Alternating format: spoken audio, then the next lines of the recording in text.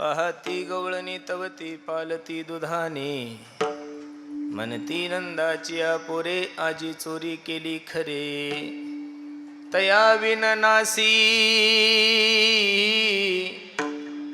नव्हे दुसरिया ऐसी, म्हणती नंदाची पोरे आजी चोरी केली खरे, सवे तुकया मेला, थोडा ट्रबल कमी कर, तेने अगुणानीला, म्हणती नंदाची पोरे आजी चोरी केली खरे. यौंत प्रविश्य मम वाचमिमां प्रसुप्तां संजीवयत्य किल शक्तिधर स्वधाम्नाम् अन्याउच हस्तचरण श्रवणत्वगादिं प्राणानमो भगवते पुरुषाय तुभ्यं.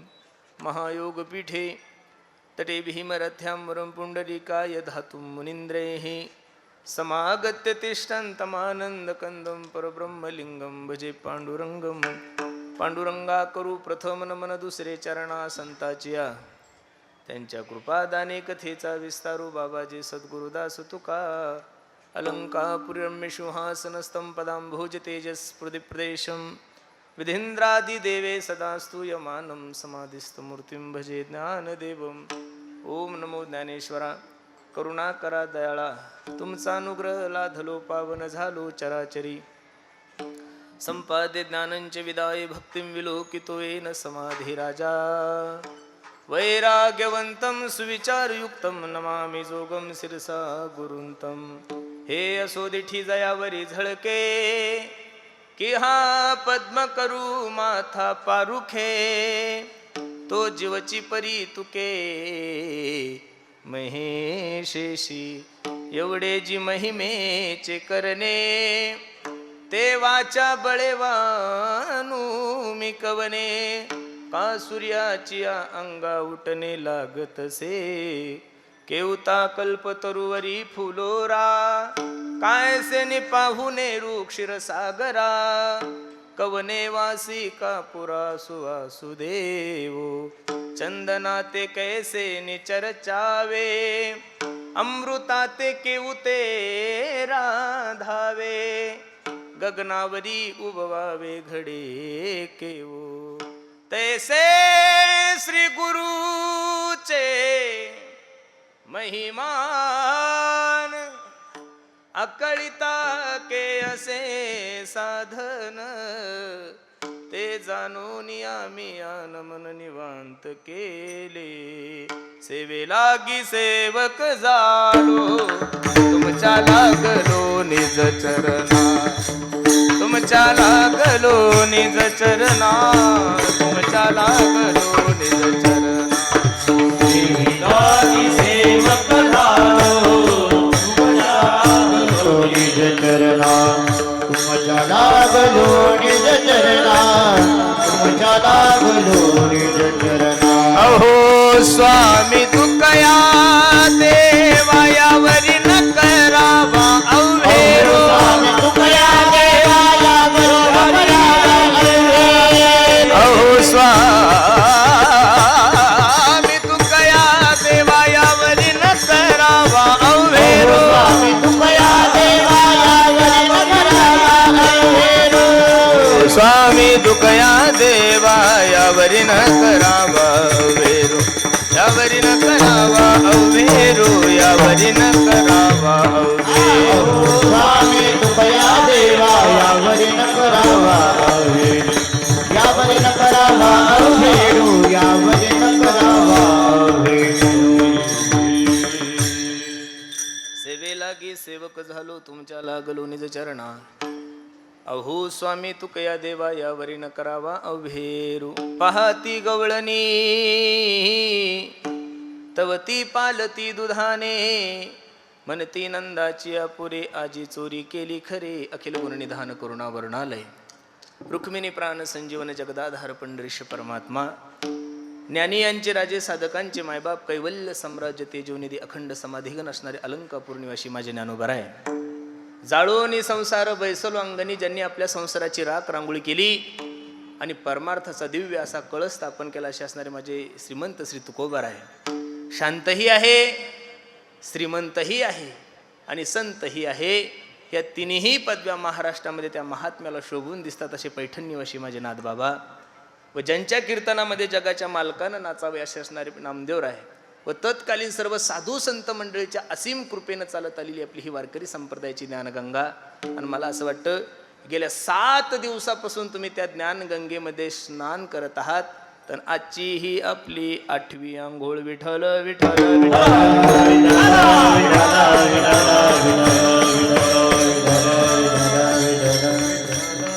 तुम्हा सर्व मायबापाच्या साधू संतांच्या सेवेसाठी निवडलेला अभंग मी जगद्गुरु तुकोबरायचा काल या प्रसंगातील आहे.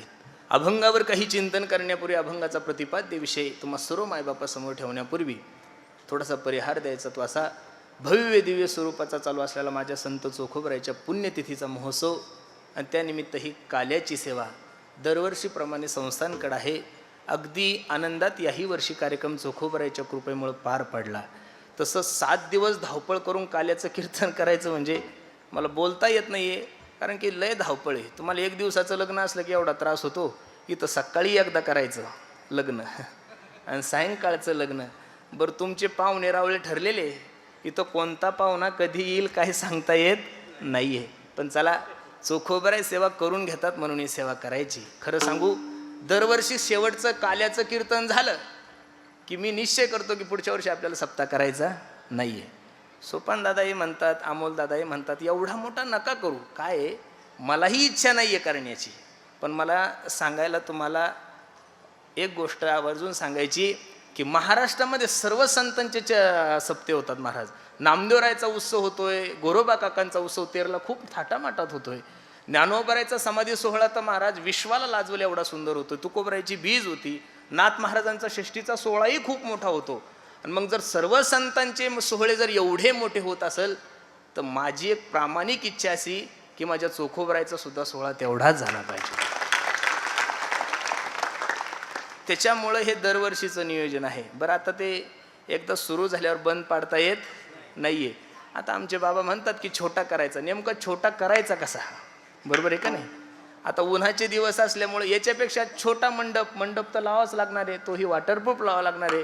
तुम्ही यूट्यूब लावा न लावा, रस खायला लोक येणारच आहे, बरोबर आहे का नाही? तुम्ही कीर्तनकार साधे ठेवा, कीर्तनकार भारी ठेवा, तरी पंचक्रोशीतील तर लोक येणारच आहे. मग असाही करणंच आहे आणि तसाही करणंच आहे. जोपर्यंत चोखोबराय मला ताकद देतात तोपर्यंत करण्याचा प्रयत्न करू. विठाल विठाल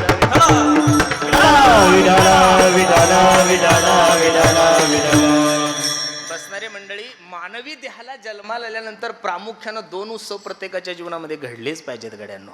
इच्छा असो तरी घडले पाहिजेत आणि इच्छा नसली तरी घडले पाहिजेत. पहिला उत्सव माझ्या देवाचा करायचा. का? देवाचा उत्सव करणं हे तुमचं आणि माझं कर्तव्य नसून देवाचा उत्सव साजरा करणं हा तुमचा आणि माझा हिंदू लोकांचा काय आहे? धर्म आहे. का बरं देवाचा उत्सव साजरा करायचा? नाटाच्या अभंगामध्ये तुकोबराय सांगतात, जेने हा जीव दिला दान,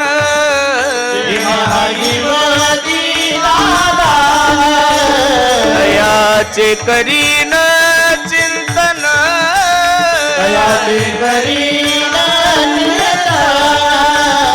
जग जीवन नारायण, जग जीवन नारायण, काही न गुण तयाचे, काही न गुण तयाचे, जोया भिवरे चातिरी, जोया भिवरे चातिरी, जोया भिवरे चातिरी, जोया भिवरे चातिरी. ज्या विश्वमालकाने तुम्हाला आणि मला या मृत्यू लोकामध्ये जन्माला घातलं त्या भगवंताच्या उपकारातून ऋणी होण्यासाठी आपण गोकुळाष्टमी साजरी करतो. 1, आपण नरसी जयंती साजरी करतोय. 2, आपण वामन जयंती साजरी करतोय. आपण दत्त जयंती साजरी करतोय. आपण महाशिवरात्र साजरी करतोय. आपण प्रभू रामचंद्राचा जन्मोत्सव साजरा करतोय. गोकुळाष्टमी साजरी करतोय. पण बसणारे मायबाप, देवाचा उत्सव तुमच्याही जीवनामध्ये नाही घडला, माझ्याही जीवनामध्ये घडला नाही तर देव नाराज होत नाहीये. पण साधूचा उत्सव तुमच्याही जीवनामध्ये नाही घडला आणि माझ्याही जीवनामध्ये नाही घडला तर देव नाराज झाल्याशिवाय राहत नाहीये. एका हिंदी कवीनं खूप सुंदर वर्णन केलं. तो म्हणतो पहा, मैं संतन को दास संत मेरे मुकुट मनी. मी साधूचा दास आहे, मी संताचा सेवक आहे आणि संत माझे मुकुटमणी आहे. आणि साधूचा उत्सव केल्यानंतर पंचक्रोशीला बरं वाटेल यात काय नवले. चोखोबरायचा उत्सव केल्यानंतर आपल्या गावकऱ्यांना बरं वाटेल यात काय नवले. मी नारदाच्या गादीवरून सांगू, चोखोबरायचा हा सुंदर सोहळा पाहिल्यानंतर माझा पांडुरंग परमात्मा सुद्धा गदगद होत असेल महाराज. कारण साधूचा उत्सव केला की देव असा गदगद होतो, हा नेमच आहे. एका ठिकाणी तर महाराज सांगतात ना, देव सारावे परते संत पुजावे आरते, संत पुजावे आरते, संत पुजावे आरते. देव सारावे परते संत पुजावे आरती, संत पुजावे आरती, संत पुजावे आरती. देव सारावे परते संत पुजावे आरते, देव सारावे परते संत पुजावे आरती, देव सारावे परते संत पुजावे आरते,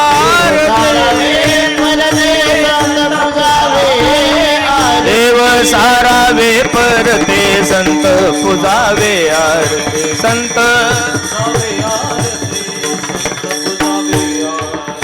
देव सारावे परते संत पुजावे आरती, संत पुजावे आरती, संत पुजावे आरती. देवाची पूजा करत असेल आणि एखादा संत महात्मा जर तुमच्या दरबारात आला तर शास्त्र सांगते देव सारावे परते संत पुजावे आरते. म्हणून चोखोबरायचा उत्सव एवढ्या थाटामाटात आपण सर्व मंडळी साजरी करत आहोत. बघता बघता कसे 7 दिवस निघून गेले काही कळालं नाहीये. तुम्ही सर्व मंडळी येता, तुम्ही सर्व मंडळी सहकार्य करता म्हणून या गोष्टी शक्य आहे. नाही तर पैशानं सप्ते होत नाही बरं महाराज. असा गोड गैरसमज लोकांचा की पैसे जवळ असले की सप्ताह होतो. अरे पैसे जरी खिशात असेल तर सेवा करणारे लोक लागतील ना महाराज, बरोबर आहे का नाही. मी पैसा खर्च करू शकतो, माझ्याकडे पैसा आहे म्हणून, पण एवढ्या उन्हामध्ये दररोजचे 2-2, 4-4 हजार लोकांना वाढण्याची सेवा तुम्ही करता म्हणून चोखोबरायचा सोहळा आहे महाराज. याच्यामध्ये लोकांना असं वाटतंय की पुरुषोत्तम महाराज हा सप्ताह करतो. मी यत किंचित आहेत. याच्यामध्ये काही लोक असे येते की इकडं स्टेजवर आलेलेच नाहीये, पण ते जर नसले तर सप्ताह होणार नाही. तुम्ही सर्व मंडळी सहकार्य करता म्हणून एवढं सुंदर नियोजन दरवर्षी चोखोबरायच्या कृपेनं पार पडतंय. काल्याचं कीर्तन म्हणल्यानंतर कीर्तनकारानं बाकीच्या गप्पा मारण्यापेक्षा चरित्र ते उच्चारावे केले देवे गोकुळी, केले देवे गोकुळी, केले देवे गोकुळी, चरित्र ते उच्चारावे केले देवे गोकुळी, केले देवे गोकुळी. हे चरित्र ते उच्चारावे केले देवे गोकुळी, केले देवे गोकुळी, केले देवे गोकुळी. चरित्र ते उच्चारावे केले देवे गोकुळी, केले देवे गोकुळी, केले देवे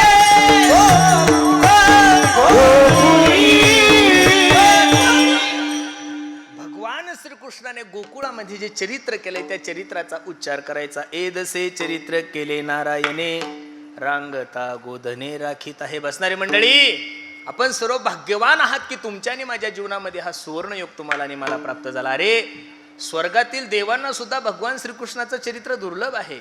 शुकाचार्य भगवान राजा परीक्षितीला श्रीमद भागवत कथा सांगत असताना स्वर्गातील देव अमृत कलश घेऊन आले. बाबा हे अमृत तुम्ही राजा परीक्षितीला पाजा आणि भागवत अमृत आम्हाला द्या. त्यावेळी शुकाचार्य भगवान सांगतात, बाबा क्व सुधा क्व कथा लोके क्व काच क्व मनिर्महान ब्रह्मरातो विचारेन तदा देवांजहासह सुरानामपि दुर्लभः.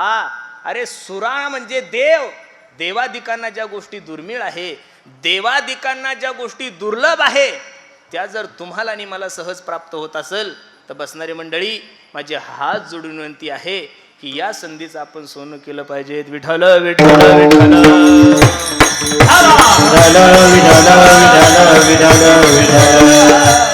शास्त्र असं सांगतंय काहींना नरदे मिळाला नाही कळाला नाही एक, काहींना कळाला पण मिळाला नाही दोन, आणि काहींना मिळाला पण कळाला नाही तीन. आता एवढं सुंदर नियोजन आपण सर्व पंचक्रोशींनी केलंय, सर्व मंडळींनी केलंय. मग आपल्या गावाचे 10-12 बैलांनी विचार केला का चला आज काल्याचं कीर्तन आहे, आपल्याच महाराजाचं कीर्तन आहे, आणि कीर्तन संपल्यानंतर थंडगार रस आहे आपण दोन रस पिऊन येऊ. बैल कीर्तनाला येत. मग ते काही 2 पायाचे बी असू शकतात, असं काही नाही 4 पायाचेच बैल आहे, बरोबर आहे का नाही. कधी कधी काय होतं, आंब्याला पाड लागला, आंबा पाडाला आला की कावळ्याच्या तोंडाला काय होतं माहिती आहे का, कोणता रोग म्हणतात त्याला,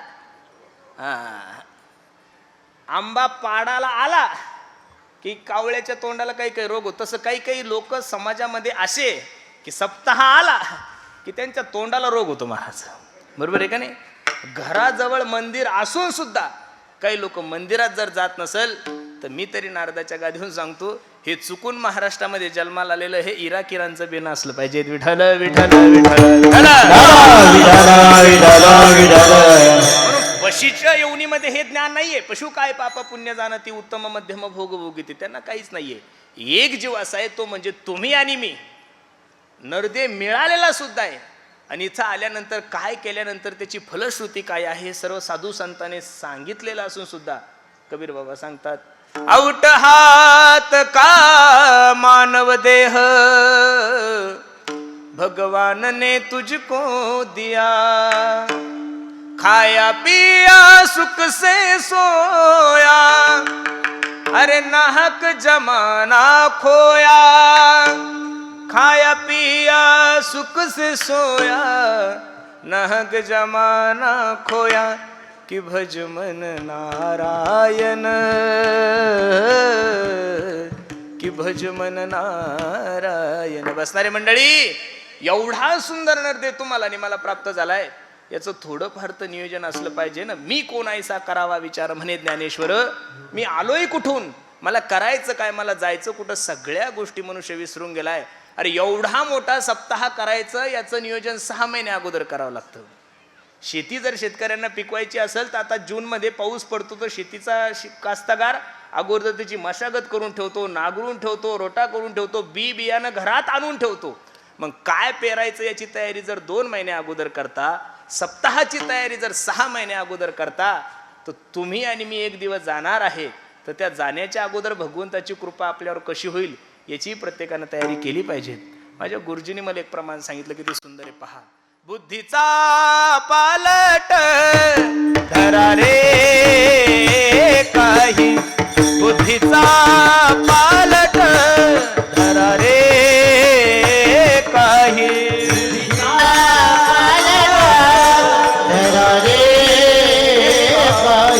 बुद्धीचा पालट धरा रे काही, बुद्धीचा पालट धरा रे काही, बुद्धीचा पालट धरा रे काही,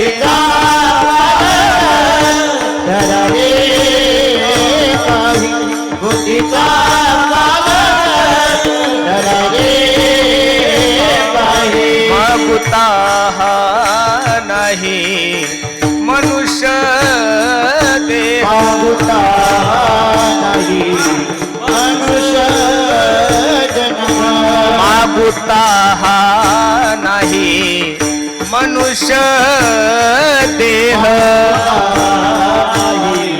मनुष्य देह, आपुल्या हिताचे नव्हती सायास, आपुल्या हिताचे नव्हती सायास,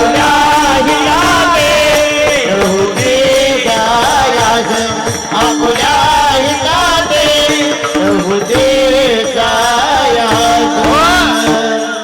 सर्व बाबतीत जागृत असणारा माणूस आपल्या हिताविषयी सर्व मंडळी झोपलेले. महाराज म्हणून नरदेह तुम्हाला आणि मला प्राप्त झालाय, पण त्याचं महत्त्व कळालं नाही.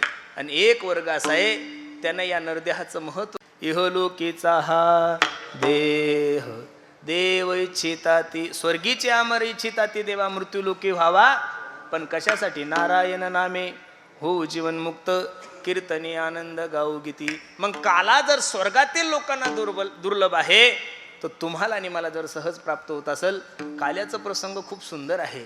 यदा यदा हि धर्मस्य ग्लानिर्भवति भारत अभ्युत्थानम धर्मस्य तदात्मानं सृजाम्यहम् परित्राणाय साधूनां विनाशाय च दुष्कृतां धर्म संस्थापनार्थाय संभवामि युगे युगे. ज्या ज्या वेळेस या धर्मावर ग्लानी येते त्या त्यावेळेस जगाचा मालक अवतार घेतो. जब जब हो ये धर्म की हानी बाढ ही असुर अधम अभिमानी, तब तब धरी प्रभू विविध शरीरा हर ही कृपा निधी सज्जन पीरा. ज्या ज्या वेळेस या धर्मावर ग्लानी येते, ज्या ज्या वेळेस या धर्मावर संकट येतं, त्या त्यावेळेस माझा जगाचा मालक अवतार घेतो. पहिलं प्रमाण मी तुम्हाला गीतेतलं दिलं, दुसरं प्रमाण मी तुम्हाला तुलसीदासजीचं दिलं, तिसरं प्रमाण सर्वांच्या पाठ आहे. धर्म रक्षावया अवतारणेसी, धर्म रक्षावया अवतारणेसी, धर्म रक्षावया अवतारणेसी.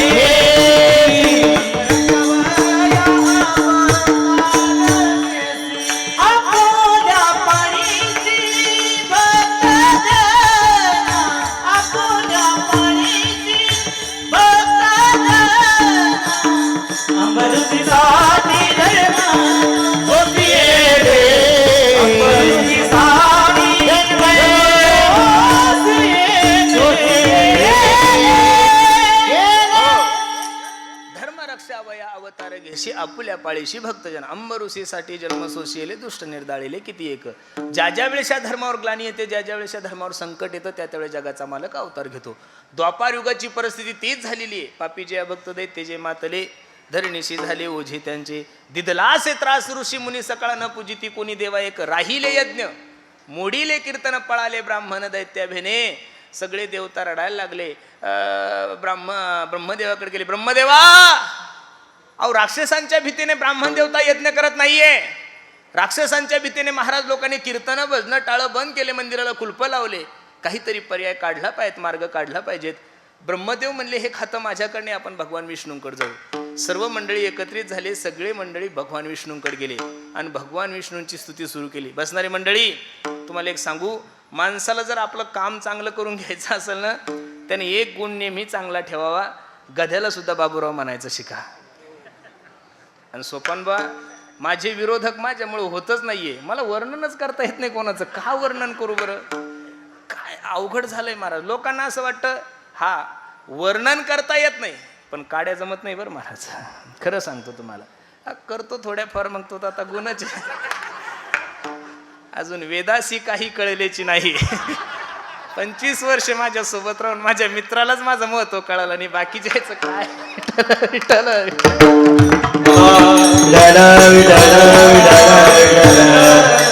एक नंबर हलकट माणूस असू द्या तुमच्या गावामध्ये, आणि फक्त त्याच्या दारात जाऊन त्याला म्हणा, पाटील, ओ पाटील, तुमच्यासारखा दानशूर माणूस अख्ख्या पंचक्रोशीमध्ये नाहीये. तुम्हाला कॉफी पाजून 5,000 देता येते.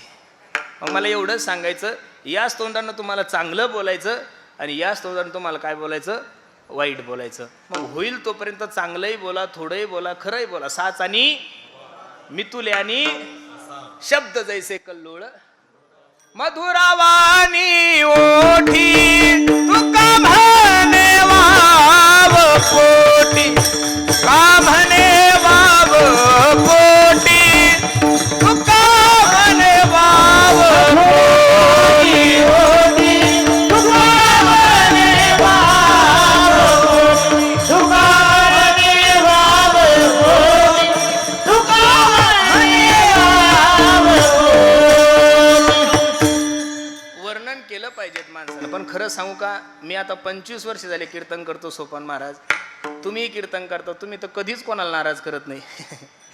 कोणालाच नाराज करत नाही. हा व्यक्ती असा आहे, दारुड्या जरी असलं तरी त्याला बाबूरावच म्हणणार, बरोबर आहे का नाही? कोणालाच नाराज करत नाही. सगळ्याचे मन राखून राखून राखून पदरात दुःखच पडलं, आणि मग मी तरी का गोड बोलू? अनुभव आहे नाही हो. काय एक पॉलिसी प्रत्येकाने जीवनामध्ये ध्यानात ठेवा.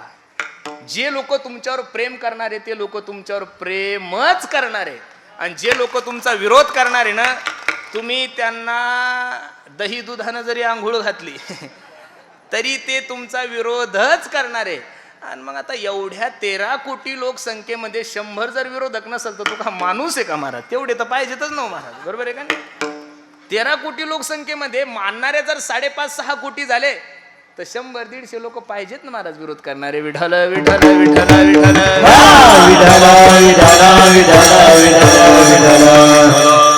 वर्णन करता येतं पण गुळ नाही फेकता येत बरं अमोल. आता हे गुळ फेकणाऱ्याचं जग आहे, काय करता. शिरूरला माझ्या एका मित्राने कीर्तन घेतलं. माझं 15-20 वर्षापासून माझा जिवलग मित्र आहे. वर्षातून मला 10-15 कीर्तनं देतो.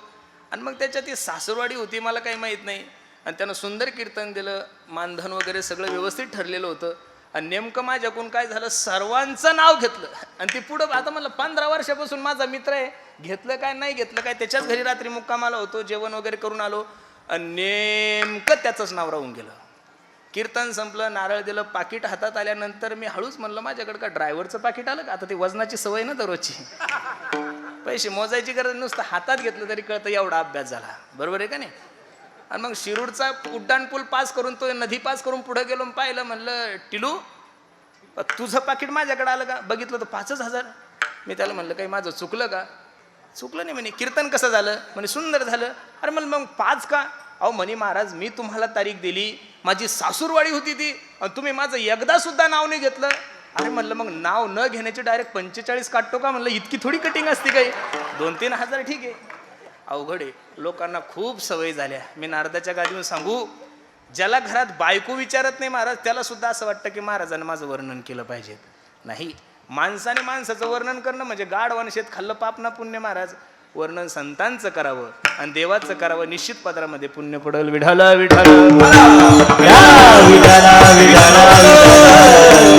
सर्व देवता एकत्रित झाले, भगवान विष्णूंकडे गेले आणि भगवान विष्णूंची स्तुती सुरू केली. शशंक चक्रम सकृत कुंडलम सपीत वस्त्रम सरशिरोक्षणम सहारवक्षस्थलकस्त्व श्रीम नमामि विष्णुं शिरसा चतुर्भुजं शांताकारम. भुजंग नाही, भुजगशयनम. मी भुजंगच म्हणत होतो, बरोबर आहे का नाही? पद्मनाभम सुरेशम विश्वाधारम गगनसदृशम मेघवर्णम शुभांगम लक्ष्मी कांतम कमलनयनम योगविर्ध्यानगम्यम वंदे विष्णू भवभयारम सर्वलोकैकनाथम. एवढं गोड वर्णन केलं देवाचं. देव सुद्धा गदगद झाला आणि देवानं 2 हात वर केले आणि सर्व देवतांना आश्वासन दिलं. आकाशाची वाणी सांगे सकळासे, आकाशाची वाणी सांगे सकळासे, आकाशाची वाणी सांगे सकळासे, तळमळ मानसी करू नका, तळमळ मानसी करू नका. आकाशाची वाणी सांगे सकळासे, तळमळ मानसी करू नका, तळमळ मानसी करू नका. देवकीच्या गर्भात येईल भगवान, देवकीच्या गर्भात येईल भगवान, देवकीच्या गर्भात येईल भगवान, देवकीच्या गर्भात येईल भगवान, देवकीच्या गर्भात येईल भगवान.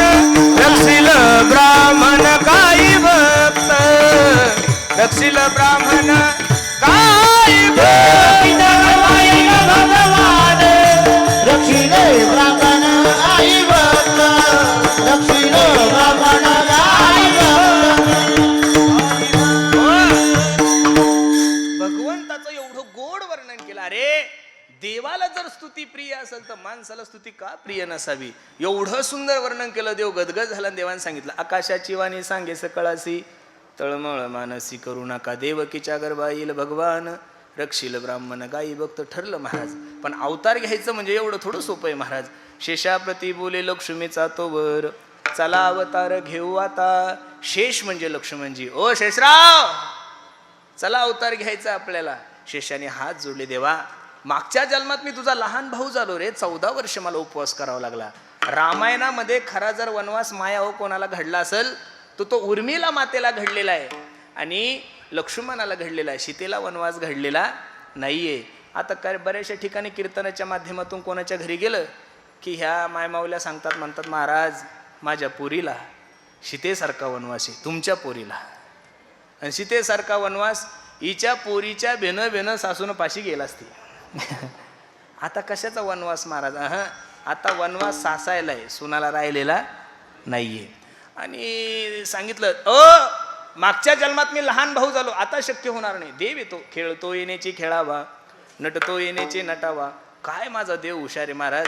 देवासारखा बुद्धिवान जगामध्ये कोणीच नाहीये. जे पाहिजे ते कधीच भेटत नाही, जे नकोय ते भेटल्याशिवाय राहत नाहीये. बसणारी मंडळी, देवाची सत्ता का मानायची? तुम्ही जे ठरवता आणि ठरवून ज्या अर्थी होत नाही त्या अर्थी ठरवलं पाहिजे की ठरवणारा दुसरा कोणीतरी आहे.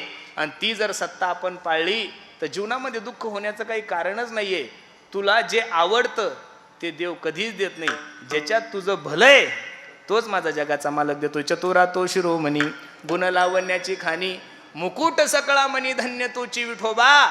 देवाने सांगितलं, ए लक्ष्मणा, ओ शेषराव, ऐका, मागच्या जन्मात लहान भाऊ झाले, आता तू वडील होईवा सर्वज्ञा, पाळील मी आज्ञा तुझी. आता तू माझा मोठा भाऊ, मी सर्व तुझं ऐकेल. 18,000 श्लोक भागवतामध्ये आहे. एक श्लोक मला असा दाखवा की भगवान श्रीकृष्णाने बलराम दादाचं ऐकलं. कारण की देवाचा अवतारच असा आहे, अनेक बाण्या, अनेक वचन्या आणि अनेक पत्न्या. ठरलं कौंडण्यपुराशी जावे तुम्ही. लक्ष्मी आई साहेबाला सांगितलं कौंडण्यपुराला तुम्ही जा. आणि आता अवतार घ्यायचं ठरलं. ते वसुदेवा देत देवकी बहीण लग्नामध्ये विघ्न झाले आहे का. कंसाची लाडकी बहीण वसुदेवाला दिली. थाटामाटात मिरवणूक निघाली आणि आकाशवाणी झाली, ए कंसा, अबे ज्या बहिणीची एवढी थाटामाटात मिरवणूक घेऊन चालला असणार आहे तिच्या पोटी येणारा 8वा मुलगा तुला मारणार आहे. आपल्या बहिणीचं पोरग आपला मर्डर करणार आहे म्हणल्यानंतर खरं सांगा, भाऊ चकाचे आलेले पैसे बहिणीला देईल? पैठणी घेईल? भाऊबीजीला बलवल? तो कंस होता. घेऊन या खडग माराया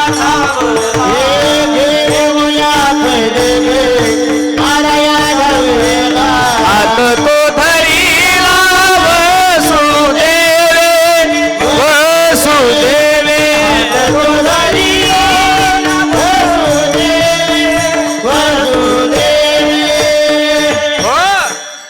घेऊन या खडग माराया धावला हात तो धरीला वसुदेव. वसुदेवाने हात पकडले. अरे राजा आहे तू, स्त्रीची हत्या करतो, ब्रह्मपातक लागल तुला, हिच्या पोटी येणारे मुलं तुला मारणारे ना. तू एक काम कर, कारागृहामध्ये ठेव, मुलगा झाला की तुला आणून देतो. ठरल्याप्रमाणे पहिला मुलगा झाला, तोही कंसाने मारला. 6ही मारित दुराचारी, 7 वाजो गर्भयोग मायाने ताश्चर्य करीत जगा माझी. आणि 8व्याची तयारी सुरू झाली. नामदुराय वर्णन करतात, इथं जेवढ्या काही माझ्या आई बहिणी बसलेल्या मायानो, व्यवहार असा सांगतोय, एखादी मुलगी जर गर्भवती असेल आणि तिला जर 7वा, 8वा, 9वा महिना चालू असेल तर त्या मुलीचा चेहरा खूप गोरापान दिसतो. का? विज्ञान असं सांगतंय की त्या मुलीच्या गर्भाचं तेज तिच्या चेहऱ्यामध्ये आलेलं असतं. मग आपल्या घरी जर एखादं साधं पोरग जन्माला यायचं असेल तर तुमची माझी लेकबाळ बहीण एवढी सुंदर दिसती. ज्या माय माऊलीच्या गर्भामध्ये साक्षात जगाचा मालक असेल ती माय माऊली किती सुंदर दिसत असेल. नामदेवराय सांगतात, देवकीचे तेज दिसे जैसा आणि कंसाचे हृदय जळ तसे. आता अवताराची वेळ जवळ आली. दशरथे मारिला तुझी होता मास वर्ष ऋतू असे कृष्ण पक्ष, वसुनामध्ये ती बुधवाराशी शुक सांगत असे परीक्षिती. अयोनी संभव नोय काही श्रमी नाम याचा स्वामी प्रगटला. 8 वर्षाची मूर्ती देवकी मातेसमोर प्रगट झाली. रडायला लागली देवकी माता. सोडा सोडा मिठी लपवा लपवा जगजेटी, झनी कंसासी कळेल माझ्या बाळासी. ओ मालक ऐका ना, 6 मारले हो त्या नराधमाने, माझ्या लेकराला वाचवा. देवानं आईचा तो आक्रोश, आईचं रडणं पाहिल्यानंतर जगाचा मालक सांगतोय, आई अगं रडू नको ग माय, कंस मला काय मारणार आहे? त्याचं मी तेरसं खाल्लेलं आहे, तू ताण घेऊ नको. फक्त एक काम कर, नंदाच्या घराला मजनी गोकुळाला उचलीला कमळापती, पायीची बंधने गळती. भगवंताला उचललं, गोकुळामध्ये नेऊन ठेवलं आणि मायेला घेऊन आले. रडे माया करी आकांत नामा मने उठती दूत. 8वा जन्माला आला म्हणून कंस धावत पळत आला. 8वा जन्माला आलाय, 8वा जन्माला आलाय, 8वा जन्माला आलाय. बघितलं तर मुलगी देवकी माता रडायला लागली. ए दादा, अरे पोरग नाही रे ती, पोरगी. पोरगी तुला काय करणार आहे? पण मरणाची भीती अंतकरणामध्ये असल्यामुळं ज्या ठिकाणी 6 मारले त्या ठिकाणी मारण्यासाठी गेली, हातातून सटकली, आकाशवाणी झाली, तुझं लागी वधी.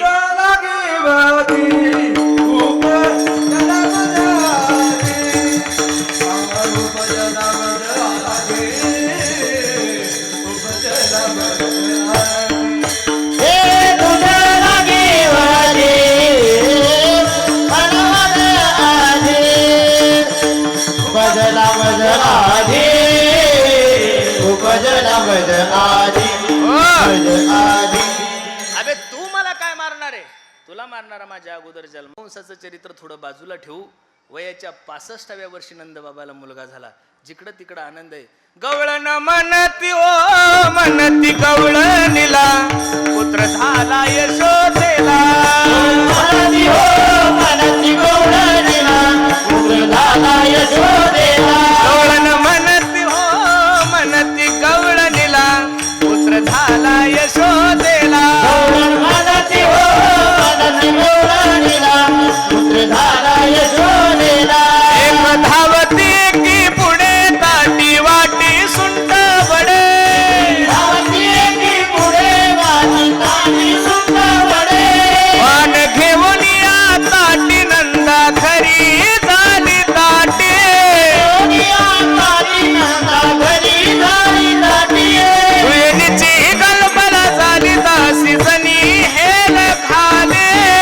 गलबला झाली दासी जणी हेल खाले. गवळण म्हणती हो गवळणीला, पुत्र झाला यशोदेला. गवळण म्हणती हो म्हणती गवळणीला, पुत्र झाला यशोदेला. गवळण म्हणती हो म्हणती गवळणीला, पुत्र झाला यशोदेला. म्हणती हो म्हणती गवळणीला, पुत्र झाला यशोदेला. हो. कोणती जरी बातमी गावात पसरवायची असेल तर जिव्हाळा चॅनल लावायची गरज नाही, पेपरवर बातमी लावायची गरज नाही, सोशल मीडियाला पोस्ट टाकायची गरज नाही, फेसबुकला पोस्ट करायची गरज नाही, इंस्टाला सुद्धा पोस्ट करायची गरज नाहीये. एखाद्या मायमाऊलीला जवळ घ्या आणि तिला फक्त सांगा, बाई तुला म्हणून सांगते, कोणाला सांगू. अख्ख्या गावात माहित होतं तरी शब्द तोच शिल्लक राहतो, तुला म्हणून सांगते, कोणाला सांगू. महिला मंडळी सारखं भाविक धार्मिक जगात दुसरं कोणीच नाहीये. पण महिलांना धर्मराजाचा शाप आहे महाराज. ज्यावेळेस कर्ण मेला त्यावेळेस कुंती आई साहेब रडायला लागली. धर्मराजे म्हणतात, आई सूर्यासारखा तेजस्वी होता तो, त्यांना हजारो सैन्य आपलं मारलं आणि तो आज मेला आणि तू रडतीस.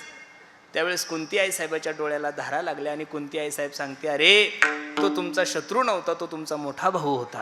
त्यावेळेस धर्मराजाच्या डोळ्याला धारा लागल्या. आई ही जर गोष्ट तू युद्धाच्या अगोदर सांगितली असती तर मी पाया पडलो असतो, त्याला मनवलं असतं, त्याला विनंती केली असती, सूर्यासारखा माझा भाऊ तुझ्या चूप राहण्यामुळं, तुझ्या शांत राहण्यामुळं मरण पावला, मी शाप देतो. म्हणून व्यवहार सुद्धा बायकोला सांगायचा नाही. म्हणजे ठराविक सांगा, बाकीचे सांगू नका. नाही तर अख्ख्या गावाला माहित होतं आमच्या नवऱ्याने हे घेतलं, आमच्या नवऱ्याने ते घेतलं. त्यांना शाप आहे म्हणून प्रत्येक गवळण सांगू लागले, ए अगा ऐकलंस का. एक धावती एकी पुढे ताटी वाटी सुंट वडे. वान घेऊन या ताटी नंदा घरी झाली दाटी. सुयनीची गलबला झाली दासी जणी हेल घाली. हेल घालण्यासाठी माझ्या जनाबाई होत्या. जिकडं तिकडं आनंद आहे. गोकुळीच्या सुखा अंत पार नाही लेखा. बाळकृष्ण नंदा घरी आनंदल्या नर नारी. गुडिया तोरणे करती कथा. एका हिंदी कवीने खूप सुंदर वर्णन केलंय. नंद जी के आंगन में बज रही आज बधाई. नंद जी के आंगन में बज रही आज बधाई. नंद जी के आंगन में बज रही आज बधाई. नंद जी के आंगन में बज रही आज बधाई. हाँ 100 बार बधाई लोगों, 100 बार बधाई लोगों, लाखों बार बधाई. नंद जी के आंगन में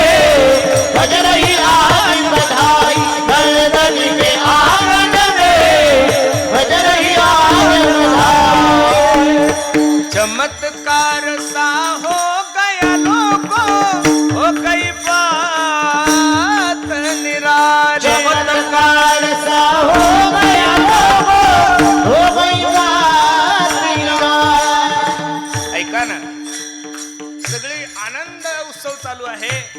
सगळं गोकुळामध्ये तिकडं तिकडं जशी अयोध्या नटली होती प्रभू रामचंद्राच्या राज्याभिषेकाला, तशी सगळी गोकुळ नगरी नटलेली आहे. आणि एक चमत्कार तिथं घडला. काय चमत्कार घडला तो हिंदी कवी सांगतोय.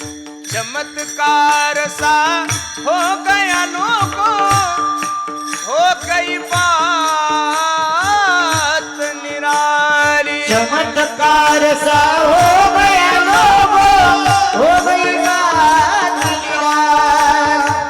रात रात में नंद बाबा की, रात रात में नंद बाबा की, ये तो दाढ़ी हो गई काली. नंद जी के आंगन में बज रही आज बधाई. नंद जी के आंगन में बज रही आज बधाई. नंद जी के आंगन में बज रही आज बधाई. नंद बाबा सर्व गोकुळवासी नाचायला लागल्यानंतर तो कवी सांगतो, नाचता नाचता नंद बाबाची पांढरी दाढी कधी काळी झाली. काही इथं सुद्धा लोक शंका घेतात, महाराज नाचता नाचता कुठं दाढी पांढरी होत असते का हो? आता तुमच्या नाही होत का? अहो नंद बाबाची तर नुसती दाढीच पांढरी होताना काळी झाली, तुमच्या तर मिशा पांढऱ्या असताना सुद्धा काळ्या होतात, केस सुद्धा काळे होतात. मी खरं सांगू, या हिंदू धर्माला लागलेला एक सगळ्यात मोठा शाप आहे महाराज. आतापर्यंत जेवढे काही आरोप झाले आणि जेवढे काही संशय घेतले गेले तेवढे फक्त माझ्या हिंदू धर्मावरच घेतले. बसणारे मंडळी, तुमच्या सोबत राहणारा मुस्लिम समाज, एखाद्या मुस्लिम समाजाच्या मुलासोबत एखाद्या वेळेस मस्जिदमध्ये जा आणि तो नमाज कशी पडतो एकदा फक्त तुमच्या डोळ्यानं पहा. मुस्लिम धर्माचे माणसं नमाज पडत असताना त्यांच्या समोर अल्ला नावाचा फोटो नाहीये. मुस्लिम धर्माचे लोक नमाज पडत असताना त्यांच्या समोर अल्ला नावाची मूर्ती नाहीये. मुस्लिम समाजाचे लोक नमाज पडत असताना त्यांच्या समोर अल्ला नावाचा पुतळा सुद्धा नाहीये. पण गल्लीपासून दिल्लीपर्यंत नाही, जगातल्या सर्व मुस्लिम समाजाच्या माणसांना त्यांच्या अल्लाचं अस्तित्व मान्य. आपले एवढे सुंदर मंदिर असून सुद्धा आपल्या भगवंताविषयी लोक का संशय घेतात मला काही कळत नाही. एक सांगू, बाकीच्या धर्माला काय दोष देऊन फायदा आहे. मी तर नेहमी सांगतो, भगवंताच्या मंदिरात गेलो की हे भगवान, अरे मुझे अपनों से बचा लेना औरों को तो मैं देख लूंगा. आतापर्यंत जेवढे काही आरोप झाले, आतापर्यंत जेवढे काही आरोप झाले, जेवढे काही संशय घेतले गेले, तेवढे फक्त हिंदू ग्रंथावर, हिंदू संतांवर, हिंदू देवतेवर. प्रत्येकाच्या खिशामध्ये मोबाईल आहे. एक क्लिप मला अशी दाखवा की जगातल्या एखाद्या तरी मुस्लिम धर्माच्या माणसाने कधी अल्लाच्या विरोधात एखादं वक्तव्य केलेलं दाखवा ना. एक क्लिप तुम्हाला नाही पाहायला भेटणार. एक क्लिप तुमच्या मोबाईलमध्ये अशी दाखवा की एखाद्या बौद्ध धर्माच्या माणसाने कधी डॉक्टर बाबासाहेब आंबेडकरांच्या विरोधात एखादी कमेंट केली, दाखवा एखादी क्लिप. एक क्लिप मला अशी दाखवा एखाद्या ख्रिश्चन समाजाच्या माणसाने कधी ख्रिश्चन धर्माच्या विरोधात बोलला, नाही पाहायला भेटणार तुम्हाला. एक क्लिप मला अशी दाखवा की एखाद्या जैन धर्माच्या साधूविषयी एखाद्या जैन समाजाच्या व्यक्तीने वक्तव्य केलं, नाही महाराज. हे सगळे जेवढे काही चुकीचे लोक जन्माला आले तेवढे फक्त हिंदू धर्मामध्ये जन्माला आले. बसणारे मंडळी, माझे हात जोडून विनंती गड्यानं तुम्हाला, हिंदू धर्माची मान जरी नाही उंचावता आली तरी चालल, पण आपण लोकांनी हिंदू धर्माचं नाव खराब होईल असं कोणतंही कार्य आपल्या हातातून नाही झालं पाहिजेत महाराज. आपल्या धर्माविषयी आपल्याला स्वाभिमान असला पाहिजेत. अरे आपल्या आईनं सांगितलं ना, बाळ्या हा तुझा बाप आहे, तर पोरानं डोळे लावून मरेपर्यंत त्या माणसाला बाप म्हणायचं का? आपल्या आईलाच माहित असतं की तुमचा बाप कोण आहे. मग साधू संतांनी जर त्यांच्या अभंगातून, साधू संत तुमचे मायबाप आहे, त्यांच्या अभंगामधून जर त्यांनी हे सांगितलंय ना, तर आपण डोळे लावून साधू संतांवर विश्वास ठेवा. विठ्ठल विठ्ठल विठ्ठल, चिंता ती पळाली गोकुळा बाहेरी, प्रवेश भीतरी केला देवे. जिकडं तिकडं आनंद आहे, पण कृष्ण गोकुळी जन्मला, दुष्टा चळकाप सुटला. कंसाने मिटिंग भरवली, ऐका हो ऐका, जो कोणी माझ्या शत्रूला मारल त्याला अर्ध राज्य दिले जाईल. पहिला इडा कोणी उचलला होता? पुतना मावशीनं. तुम्ही असं नका समजू की ह्या आताच देवा भाऊच्या लाडक्या आहे. ह्या त्याही वेळेस महिलांना आरक्षण होतच महाराज. पहिला इडा पुतना मावशीने उचललं. भगवंताला पहिलं मारायला जर कोण आलं असेल तर कोण आलं होतं? पुतना मावशी. सरकारला माझी विनंती आहे, यांना अजून 10-15% आरक्षण भेटता कामा. यांना जर अजून 25-30% आरक्षण भेटलं, खरं सांगतो तुम्हाला, तुमच्या माझ्याकडे 2च कामं येणार आहे, चपात्या करायच्या आणि धुणं धुवायचे. खरं सांगतोय तुम्हाला, ही वस्तुस्थिती आहे ना महाराज. अहो पहिले माणसं सरपंच होते, आता बाया सरपंचीन झाल्या. पहिले माणसं आमदार होते, आता बाई आमदारनी झाल्या. पहिले कीर्तनकार होते, आता कीर्तनकार. जिकडं तिकडं महिलांना प्राधान्य आहेच. का? जनी म्हणे ज्ञानदेवा बोला अभंग. सांप्रदायाने महिलांचा तिरस्कार नाही केला, पण महाराज त्यांना थोडं जर पद आलं, नुसतं 1,500 भेटतात तरी ते एवढ्या शायनिंग मारतात. बाबा बाबा बाबा बाबा 1,500 आहेच काय महाराज ते, बरोबर आहे का नाही? पण चला, त्याही वेळेस पुतणेनं विडा उचलला आणि सांगितलं, दादा हातभर पोरग मारायला, काल परवा जन्माला आलेलं पोरग मारण्यासाठी अर्ध राज्य काय करायचं, हे काम मी तुझं फ्री करून देते. सुंदर असा शृंगार केला, यशोदेकडे गेली. यशोदे, अगं बाळ झालं सांगितलं नाही. खूप धावपळ होती ग, कळालंच नाही. कुठं आहे तुझं बाळ? आता झोपी घातलंय ग, खूप रडत होतं. जगाचा मालक पाळण्यात विचार करतो, माझं बहुनीचं गिराईक परत गेलं तर माझा धंदा चांगला होणार. भगवान परमात्मा रडायला लागले. पुतनेने भगवंताला उचललं, दूध पेलं, विष पेलं, पंच प्राण ओढायला लागले. त्यावेळेस पुतना घाबरली. देवा सोड, देवा सोड, देवा सोड. देवानं पुतनेला सांगितलं, पुतने पहिलं तर मी कोणाला धरत, आणि एकदा का धरलं तर मरेपर्यंत सोडत. गोविंदाय नमो नमा. पुतना गेल्यानंतर संप्रदायाचे सर्व मंडळी, दुसरा जो राक्षस आला तो महाबळ भट्ट आलेला आहे. पण माझी एक शंका आहे, ती काही अजून दूर झाली आहे. एका मोठ्या महात्म्याने सांगितलं, त्याच्यामुळं माझी शंका निरसन झाली, की 18,000 श्लोक भागवतामध्ये. बाबा किती आहे? 18,000 श्लोक. आता आम्हाला जे आहे त्या शंका तुम्हीच निवारण करू शकता. मग 18,000 श्लोक जर भागवतामध्ये आहे, दशमस्कंदामध्ये कोणत्या श्लोकामध्ये महाबळ भट्टाचं वर्णन आलेलं नाहीये? अण्णा आहे ना अण्णा? भागवतामध्ये कुठं सुद्धा महाबळ भट्टाचं वर्णन आलेलं नाहीये. मग भागवतामध्ये जर महाबळ भट्टाचं वर्णन आलेलं नाहीये, आणि आपले भक्त शिरोमणी नामदेवराय जर सांगत असेल, विटंबीला भट दिला पाठीवरी पाठ, जानवे तुटले पंचांग फाटले, धोतर गळाले ढोंगणाचे. मग प्रश्न 2 आहे, आपण पहिलं भागवत खरं मानायचं का नामदेवरायचं प्रमाण खरं मानायचं? हा प्रश्न मी एका चांगल्या भक्तिवान वारकऱ्याला विचारलं होतं. म्हणलं सांगा, 5,500 वर्षापूर्वी हे सर्व जग व्यासांचं उच्चिष्ट आहे, आणि मग का हो, त्या व्यासाने जे भागवत लिहिलंय त्या भागवतामध्ये जर महाबळ भट्टाची कथा नाहीये, आणि नामदेवराय वर्णन करतात, त्याने जो भाव काढला तो खूप सुंदर आहे. म्हणजे व्यासांनी जे भागवत लिहिलंय ते समाधी अवस्थेमध्ये त्यांना जे जे दिसलं तसं गणपतीरायाने त्याचं काय केलंय, लिखाण केलंय. पण नामदेवरायाने समाधी अवस्थेमध्ये चरित्र नाही लिहिलेलं. नामदेवरायाने समाधी अवस्थेमध्ये चरित्र नाही लिहिलं. जे जे झाले अवतार तुका त्याचे बरोबर, आणि जगद्गुरु तुका अवतार नाम याचा, आणि संप्रदाय सकळाचा येथोनिया. अजून तुम्हाला सांगतो, आमच्या प्रदीप महाराज बनकर गेल्या 7 दिवसापासून एकही दिवस पडी नाहीये, दररोज सुंदर असं गायन करतात. त्यांचं गायन ऐकल्यानंतर बसणाऱ्या लोकांना वाटत असेल, काय सुंदर गातो हा मुलगा, काय त्याच्या आवाजाची लकप आहे. पण खरं सांगा, तुम्ही 2 तास गायन ऐकलं की नाही त्यांचं? 7 दिवस ऐकता. पण चिलू बाळ हा किती विचित्र आहे.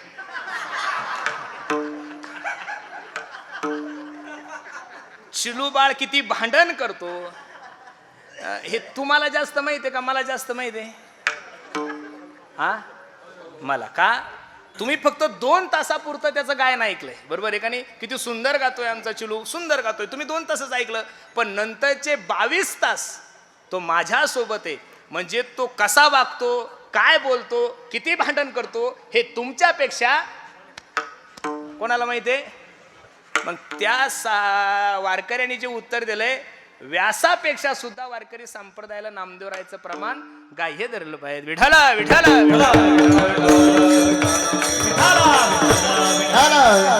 अनेक राक्षस मारले, आता जगाचा मालक रांगायला लागला. रांगत रंगनी चोर आवनी धरी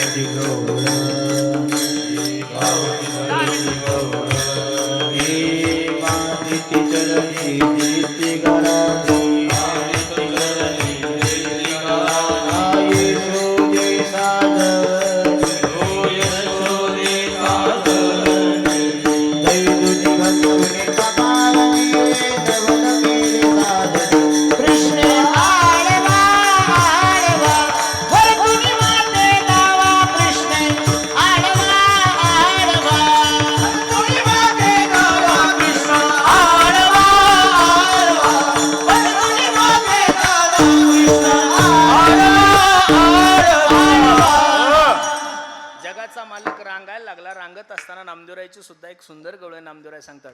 तळवे तळ हात टेकीत डाव्या गुडघ्यान रांगत, डाव्या गुडघ्यान रांगत, डाव्या गुडघ्यान रांगत.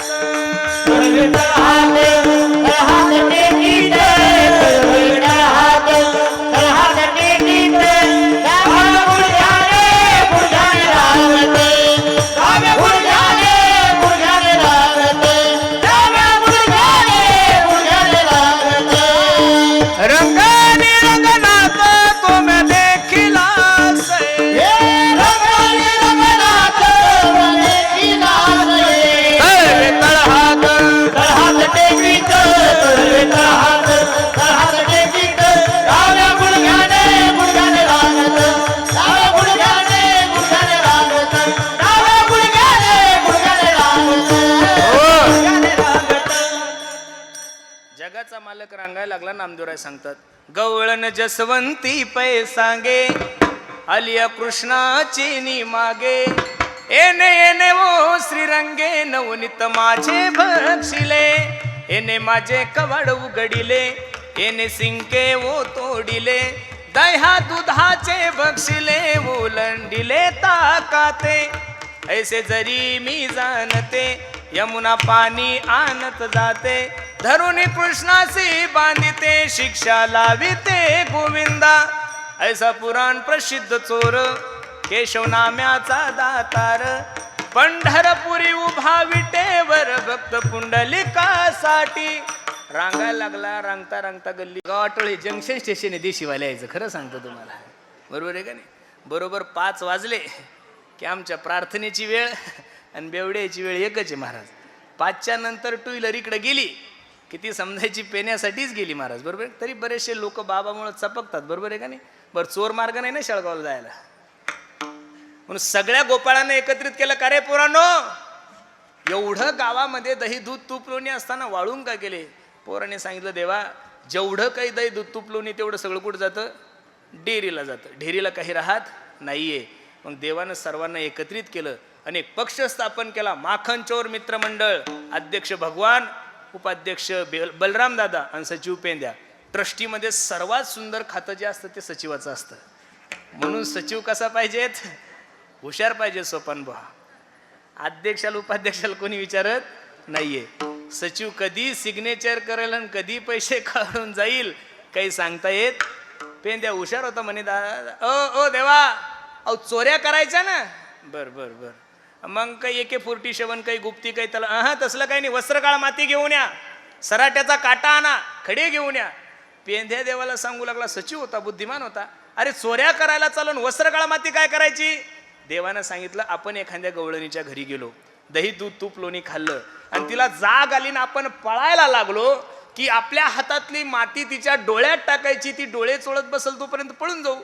पेंद्या हुशार होता, सचिव होता, तरकी होता. पेंद्यानं सांगितलं, का रे देवा, आणि ती जर चष्मा घालून आली तर मग? म्हणे तो सराट्याचा काटा नाही का, तो काटा असा फेकायचा, तिच्या पायात काटा मोडाल, ती काटा काढेपर्यंत आपण निघून जाऊ. पेंद्या हुशार होता. पेंद्या म्हणे, का रे देवान, ती जर सँडल घालून आली तर? देवाने एकाच वाक्यात सांगितलं, आमच्या पक्षात राहायचं असेल तर आम्ही म्हणाल तसंच वागायचं, नाही तर आम्ही कधी येडी लावू आणि कधी तुम्हाला आत टाकू काही सांगता येत. जेवढं देईल तेवढा निधी घ्यायचा, शहाणपणा करायचा नाही, पक्षाच्या विरोधात बोलायचं नाही. नंदीबाईला सारखी ते म्हणले नंदी दूध देतो, तुम्ही म्हणायचं 5 लिटर, हो. पक्षाच्या विरोधात बोलायचं नाहीये. पेंद्या म्हणला, काही हरकत नाही. चोऱ्या सुरू झाल्या महाराज, घर पाहुणी एकांताचे. आणि चोऱ्या सुरू झाल्यानंतर गवळणी विचार करायच्या, आतापर्यंत या गोकुळामध्ये कधी चोऱ्या झाल्या नाहीये, पण या नंदबाबाला मुलगा झाल्यापासून चोऱ्या सुरू झाल्या. याचं उत्तर जगद्गुरु तुकोबराय अभंगाच्या 2ऱ्या चरणात देतात.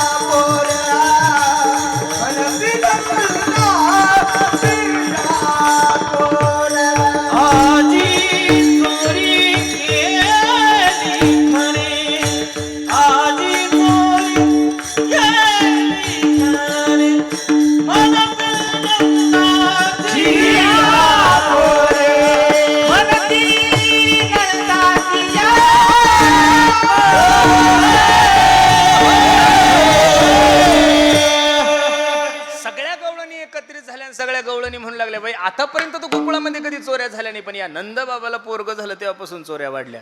बरं, नंदबाबा काही ग्रामपंचायतचे मेंबर नव्हते ना, नंदगावचे राजा होते. आणि एकट्या नंदबाबाकड 9 लाख गायी होत्या. एका नास्तिकाने मला प्रश्न विचारला, म्हणे महाराज 9, 10 लाख एका जिल्ह्याची संख्या आहे, आणि तुम्ही 9 लाख गायी सांभाळणं सोपं आहे का? त्याला चारा किती लागत असेल, त्याला जमीन किती लागत असेल, त्याला पाणी किती लागत असेल. बसणारी मंडळी, भगवान श्रीकृष्णाच्या चरित्रावर अजिबात संशय घेऊ नका. आज 2026 मध्ये बरसाण्याला एका महात्म्याची गोशाळा आहे. त्यांचं नाव काय आहे? रमेश बाबा. तुमच्या स्वतःच्या तिकिटानं जा वृंदावनला, भगवंताचं दर्शन घेऊन राधाराणीचा जो बरसाना आहे त्या बरसाण्याला जा, आणि आमच्या त्या रमेश बाबाची गोशाळा पहा. 2026 मध्ये सुद्धा त्या महात्म्याकडे कमीत कमी 2 ते 2.5 लाख गायी आहे. अरे मग एखादा महात्मा जर 2026 मध्ये 2.5 लाख गायी सांभाळू शकतो, तर भगवंताच्या चरित्रावर का म्हणून आपण आरोप करायचा? गवळणी विचार करू लागले, बाई म्हणती नंदाची होरे आजी चोरी केली खरे. काही गवळणी म्हणल्या, बाई हे फक्त तेच करू शकतो, दुसऱ्याला हे जमणार? तया विना नासी नव्हे दुसरिया. दुसऱ्याला कसं जमल? दुसरे चोरी करतात, आता आपणही चोऱ्या करतो ना महाराज. आता माझ्या 2 चपला चोरल्या महाराज, आपण चोऱ्या आहेच ना, बरोबर आहे का नाही? आता अध्यक्षाची जर चप्पल गेली तर बाकीच्या काय वेळ आहे, बरोबर आहे का नाही? आपण चोऱ्या करतो ना, आपण लोकांचा हरभर चोरू शकतो, आपण लोकांचा चारा चोरू शकतो, आपण पैसे चोरू, सोनं चोरू, काही लोक भूखंड चोरतील. चोरीचे प्रकार वेगळे, पण भगवंतानं जी चोरी केली ती तुम्हाला आणि मला शक्य नाही. चित्त चोरी येले नंदाच्या नंदने, तुका म्हणे येणे हरीने माझे हरिले चित्त, आणि भार वित्त विसरले. त्या गवळणी म्हणल्या, बाई चोरणारे भरपूर आहे. त्या लालू प्रसाद यादवाने एकदा पाठीमागं चाऱ्याचा घोटाळा केला. बैलाचा चारा 2 पैशाच्या माणसांना चारा, लोक काय खातील खरं सांगू? 1947 पासून लोकांना चपाती आवडेनं, भात आवडेनं, भाजी आवडेनं. कोणी गिट्टी खातंय, कोणी सिमेंट खातंय. अहो कशात खाव काही कळतं का महाराज? म्हणून आमचे बाबा सांगतात, सरकारचं कामच नको आश्रमावर. 10 लाख आले तर 4 लाख तर तेच खातात, आणि 6 लाखात काय करायचं महाराज? अहो आम्ही तयार केलेल्या संडाशी तरी बऱ्या, एवढ्या खराब संडाशी त्या 10 लाखाच्या. म्हणजे त्याच्यात काय गाळत गाळत गाळत गाळत गाळत तुमच्या वाट्याला काही येत नाहीये. म्हणून लोकांच्या खाण्याची प्रक्रिया खूप वेगळी झालेली आहे. पण देवानं तुमचं माझं चित्त चोरलं. चित्त चोरी येले नंदाच्या नंदने. काही गवळणी म्हणल्या, बाई त्याला दोष देऊन काय फायदा आहे? त्याला काही दोष देऊन फायदा नाही. हा सगळा जर गुन्हा कोणाचा असेल तर तुकोबा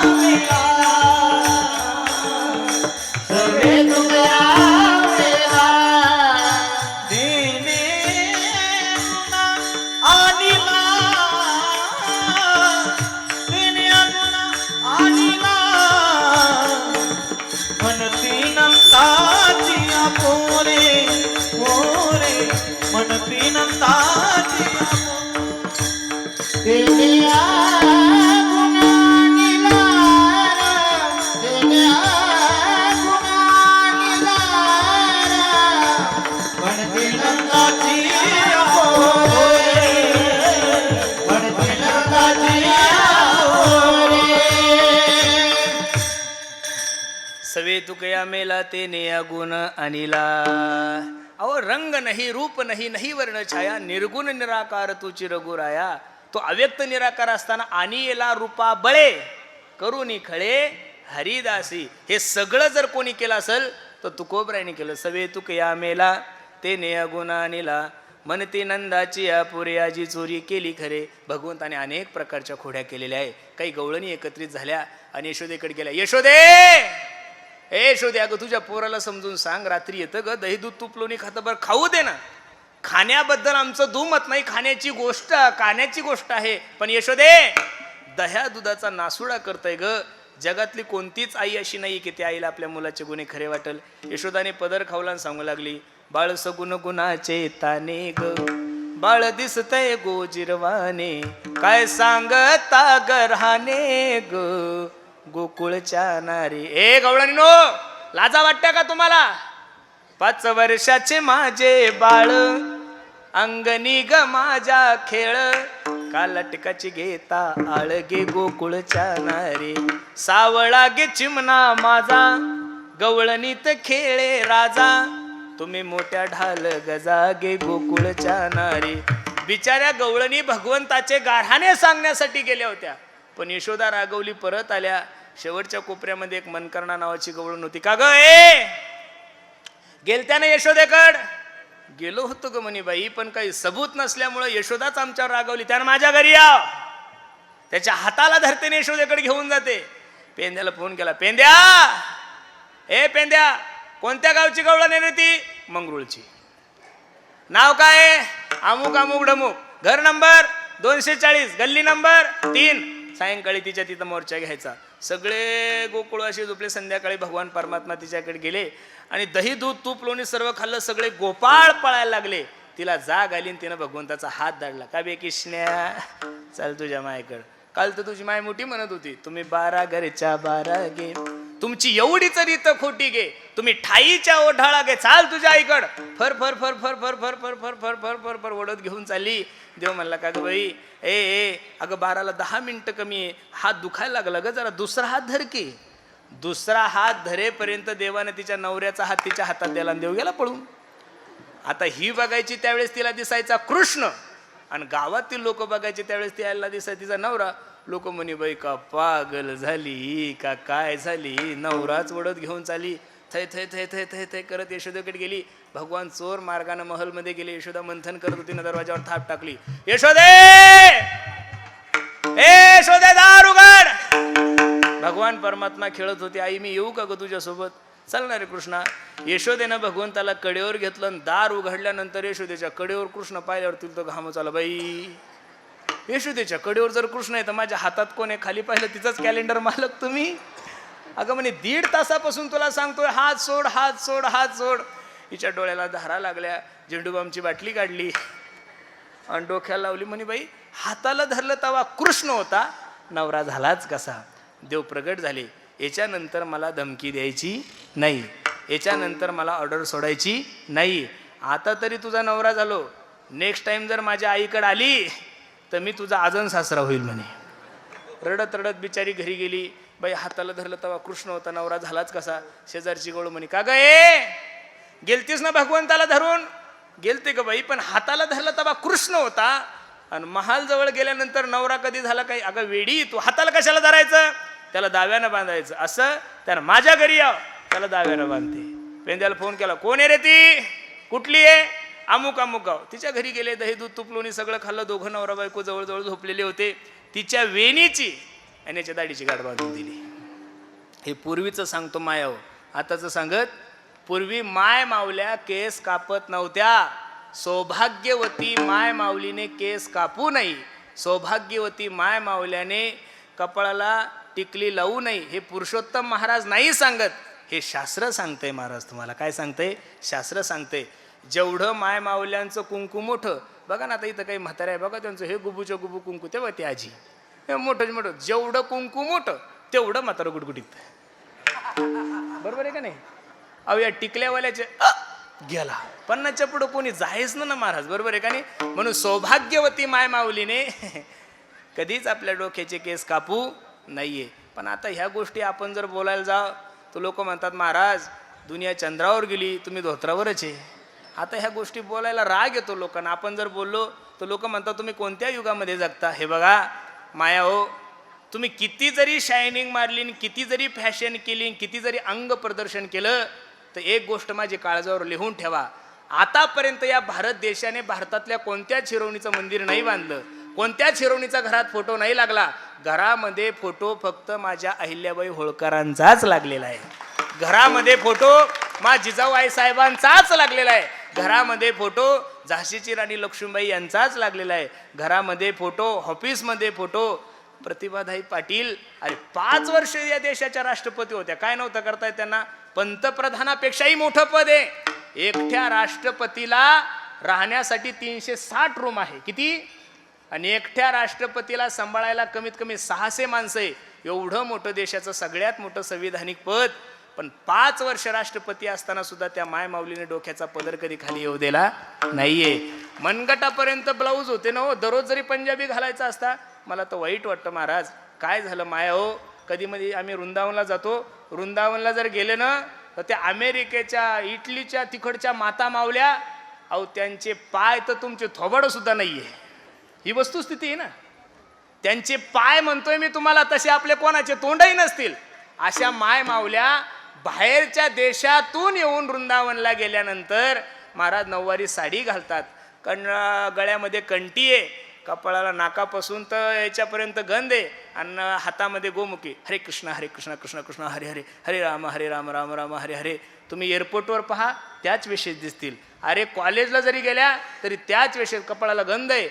मला वाईट याचं वाटतं, त्या विदेशातून आपल्या भारतात येऊन नऊवारी घालतात आणि आपले जनावर तिकडे गेले की पंजाबी घालतात. खरं आहे महाराज, अजिबात नाहीये. सौभाग्यवती माय माऊलीने आपल्याला जो वेश दिलेला आहे त्या वेशेमध्येच राहिलं पाहिजे. खरं सांगू, उघड्या नागड्या फिरणाऱ्या लोकांचा इतिहास महाराष्ट्र वाचत नाही. इथं चांगल्याच लोकांचा इतिहास वाचला जातो. विठाला विठाला. सकाळी 4 वाजता गवळ्या उठल्यानंतर त्याच्या दाढीला झटका बसला. त्यानं पाहिलं मस्त होऊन या मातली धांगडी करी ओढा ओढी मजा लागी. तो म्हणला दाढी ओढला, ही म्हणला वेणी ओढली.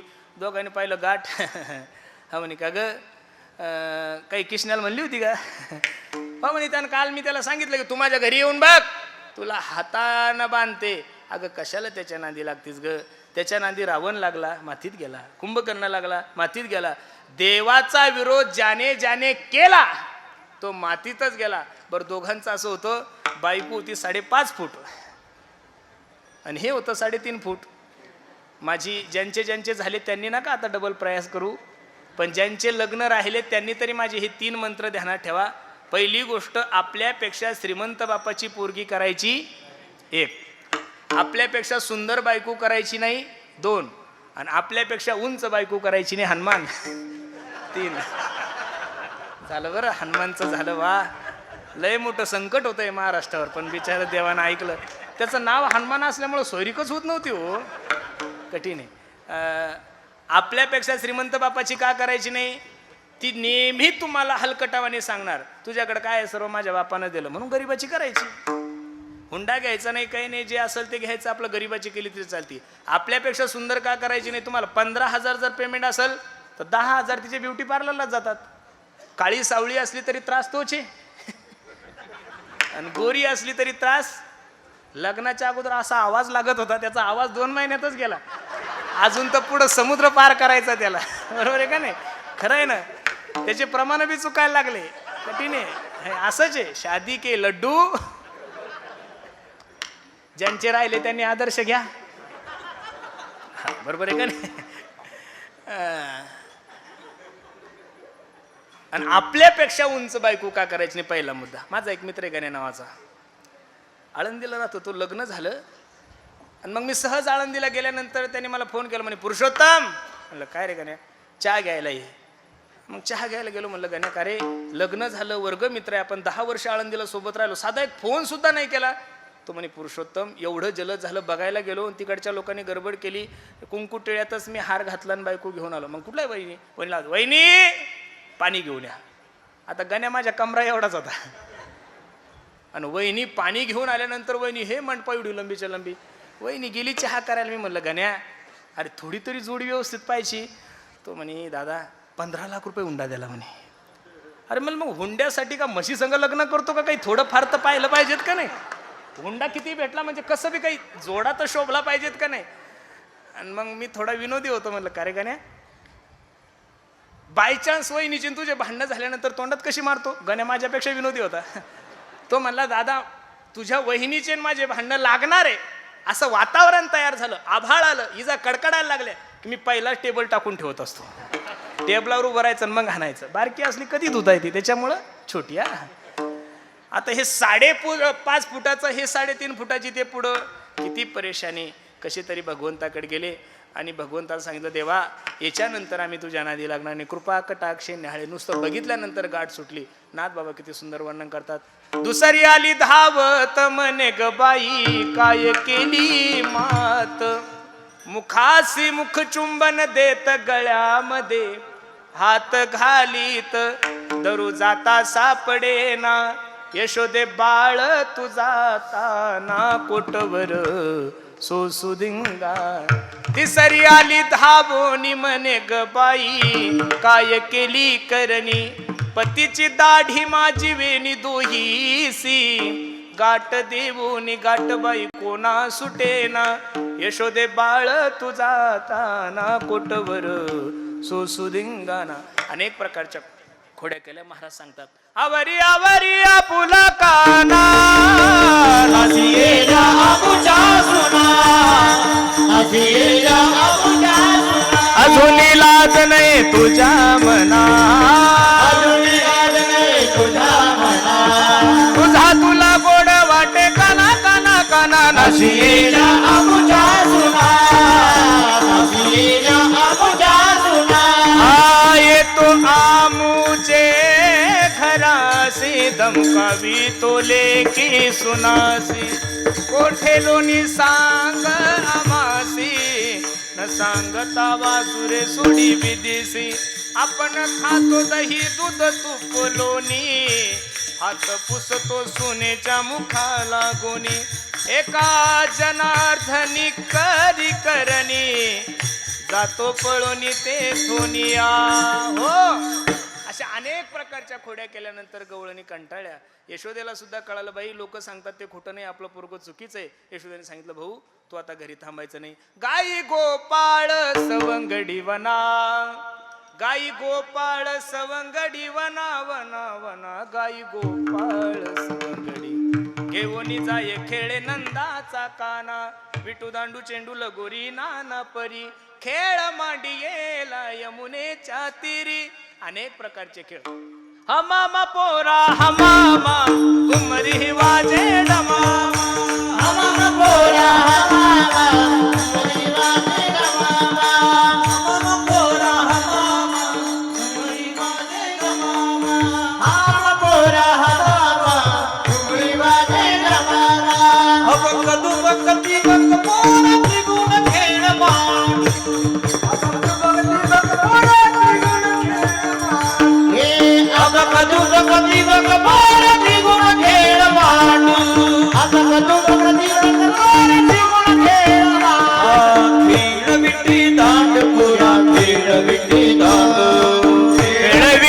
दांडूपुरा खेळ येते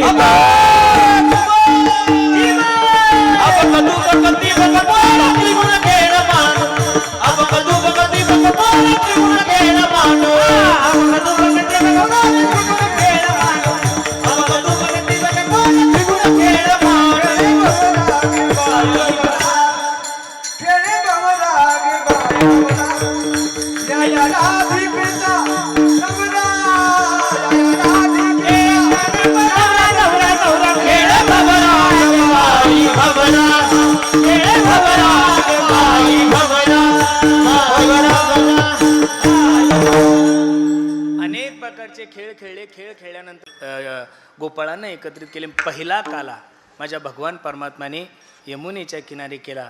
दुसरा काला एकच टाळी झाली चंद्रभागे वाळवंटी, माझा ज्ञान राजा गोपाळासी लाह्या वाटी. आणि तोच काला माझ्या संत चोखोबरायच्या पुण्यतिथीच्या महोत्सवानिमित्तानं गेल्या 4-5 वर्षापासून खूप आनंदानं खूप थाटामाटात आपण हा सोहळा करत आहोत. याही वर्षी आपला कार्यक्रम खूप आनंदानं पार पडला. खरं तर काल्याचं कीर्तन हे तुमच्या आभारासाठी महाराज, बरोबर आहे का नाही? तुम्ही सर्व मंडळी सेवा करता म्हणून एवढी ताकद निर्माण होते. मी मगाशी तुम्हाला सांगितलं, तुम्ही सेवा करता म्हणून हा सोहळा होतो. तुम्ही जर सर्व नाही आले, मी मगाशी बोलताना बोललो की पैशानं सगळ्या गोष्टी होत नाहीये. अहो रस आणता येईल पण रस वाढायचा कोणी, बरोबर आहे का नाही? एवढं सुंदर नियोजन, म्हणून तुम्हाला द्यावे तेवढे धन्यवाद आहेत. ह्या मंडळी काही काही लोक सेवा करतात. हे विदर्भातले जेवढे काही स्वयंसेवक आहे, न सांगता 1 रुपयाचं न सुद्धा काही घेता दरवर्षी बिचारी फक्त चोखोबरायसाठी येतात. एकदा त्यांच्यासाठी प्रेमानं टाळी वाजवा महाराज. हे सर्व स्वयंसेवक आहे. बरं, आपला कार्यक्रम अशा पिरियडमध्ये येतो की त्या पिरियडमध्ये सप्ताही येतो आणि लग्नही येतात. आता काही मंडळी फक्त जेवायला येतात, ते पंक्तीपठाने खातात, हात धुतात, निघून जातात. एक सुद्धा पंगत वाढत नाहीये. पण इथं बरेचसे काही मंडळी असे की खूप अंतकरणापासून सेवा करतात. ते करून चोखोबराय त्यांच्याकडून सेवा करून घेतात. हे बघा, चोखोबरायच्या पत्नीचं बाळांपण जर माझ्या पांडुरंगानं केलं असेल, हे बघा, चोखोबरायांच्या पत्नीचं बाळांपण जर माझ्या जगाच्या मालकानं केलं असेल, तर त्या चोखोबरायची सेवा जर करण्याचं सौभाग्य आपल्याला मिळत असेल, तर मला तरी असं वाटतं आपल्यासारखे भाग्यवान या महाराष्ट्रात दुसरे कोणीच नाही आहे. म्हणून चोखोबरायची पुण्यतिथी छोट्या मोठ्या स्वरूपात प्रत्येकच ठिकाणी साजरी होती. पण एवढ्या भव्य दिव्य स्वरूपामध्ये चोखोबरायचा समाधी सोहळा, चोखोबरायची पुण्यतिथी ही फक्त आपल्या संत चोखोबराय भक्ती आश्रमावरच होते. आणि ही परंपरा आता पुढेही बघू, जशी चोखोबराय बुद्धी देतील. आता बाबा म्हणतात छोटा करायचा, त्यांचं दरवर्षी ठरलं हे एवढून करायचं आपलं, पण ते जेवढं व्हायचं ते तेवढंच होतं, काय करणार आहे. बरं, त्यांचं असं आहे बाबा, ते म्हणजे तुम्हाला असं वाटतं का सप्ताह कमी झाला. रात्री मी म्हणलं आपल्याला पुढच्या वेळी सप्ताह करायचा नाही. ते म्हणे सप्ताह जरी नाही केला तरी वार्षिक 50 लाख रुपये मी खर्च करणारच आहे. मग तिकडं खर्च करण्यापेक्षा हे चांगले ना. खूप खर्च होतो, तुम्हाला कळणार नाहीये. मी नारदाच्या गादीवर सांगतो सोपानबा, आतापर्यंत माझ्या खिशातले कीर्तनातले 40 लाख रुपये गेले बरं महाराज, खरं सांगतो. 40 लाख रुपये, चेष्टा नाही. डोळे पांढरे होतात, 40 लाख रुपये, पण काळीजच नाही, काय करता. बरोबर आहे का नाही. मी जेवढं खर्चायला भेट नाही तेवढं घ्यायला सुद्धा भेट नाही. बरोबर नाही, दिलं पाहिजेत ना. तुम्ही देता म्हणून हे होतं महाराज. कोण लोकवर्गणी देतं? इतके लोक हुशार आहे महाराज, बाबा बाबा बाबा बाबा, अशा आश्वासन देतात इथं येऊन की आम्ही ही पंगत करून ती पंगत करू. 40 लोकांमधून 2 पंक्तीचे पैसे आले महाराज फक्त. ही वस्तुस्थिती. मी चोखोबरायच्या दरबारात आहे, खोटं मी बोलतच नाहीये. म्हणतात लोक, तरी सुद्धा मी 1% नाराज नाहीये. मी जीवनामध्ये ठरवून घेतलेलं आहे, आपण जेवढं कमावणार कीर्तनाच्या माध्यमातून त्यातला 40% नाही 60% भाग हा चोखोबरायसाठीच ठेवायचा. आणि 40% मग आता संसारासाठी. अजून घर नाही सोपान बा, तुम्ही बांधलं त्याच्यामुळे जास्त आग झाली आमच्या घरात. तुमचं नसतं झालं तर ठीक आहे, पण होईल ना, घरही होणार आहे. बघा, घर बांधायला पैसे नाही असं नाहीये. घर बांधायला काय महाराज, सहज घर होऊ शकतं. 2 महिने जर ताकद लावून कीर्तन केले ना, किती बी पैसा आहे ना. बरोबर आहे का नाही. घर होत नाही म्हणजे अजून चोखोबरायची इच्छा नाही माझं घर व्हावं. बरोबर आहे का नाही. आणि होईल ना. बायकोचं उठलं की सुटलं तेच असतं सोपानबा. खूप अवघड आहे, तुम्हाला नाही तो त्रास, तुम्हाला काय माहिती. खरं आहे ना ते. ते म्हणजे सप्ताह आला की तिचे डायरेक्ट अशी तिडक उठी तिच्या कपाळाला. पण काय, राजा पुढं बोलता येत नाही काही. आता सोयरीक करणारे त्यांच्या जिल्ह्यातले, त्याच्यामुळे ते दोघं एका जिल्ह्यातले असल्यामुळे मग काही झालं तर ते तिकडे जाऊन हो होईल होईल, ते बी आपलं पुढाऱ्यासारखे आश्वासन होईल बाई होईल बाई. आता तिचे पोरी लग्नाला आल्या तरी होईल बाईचे अजून. बरोबर आहे का नाही. पण काळजी करू नका. हे बघा, स्वतःसाठी घर बांधणं वेगळं. चोखोबरायचं एवढं सुंदर मंदिर झालं, घरही होणार आहे. फक्त माझी विनंती तुम्हाला, मी दरवर्षी ह्या वर्षी एवढे चांगले चांगले लोक आणले.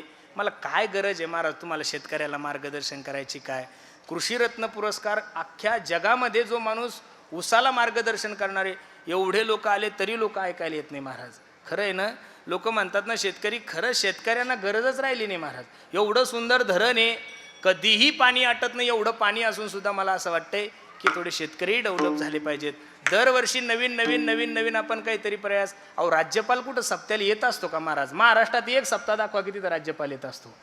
म्हणजे ते माझा मोठेपणा. आता मी दररोजच राज्यपालात आहे ना, मला काय दररोजच एका मंत्र्याचा वाढदिवस आहे. पण मला असं वाटतं एखादा मोठा व्यक्ती आला तर आपलं नाहीये, आपल्या इसरूर मंगळूरचं गाव महाराष्ट्राच्या यादीमध्ये जातं. म्हणून हा उपक्रम असतो. नाही तर पुढारी ऐकून मला काय घ्यायचं महाराज. दररोज पुढारी माझ्या पायाजवळ असतात महाराज.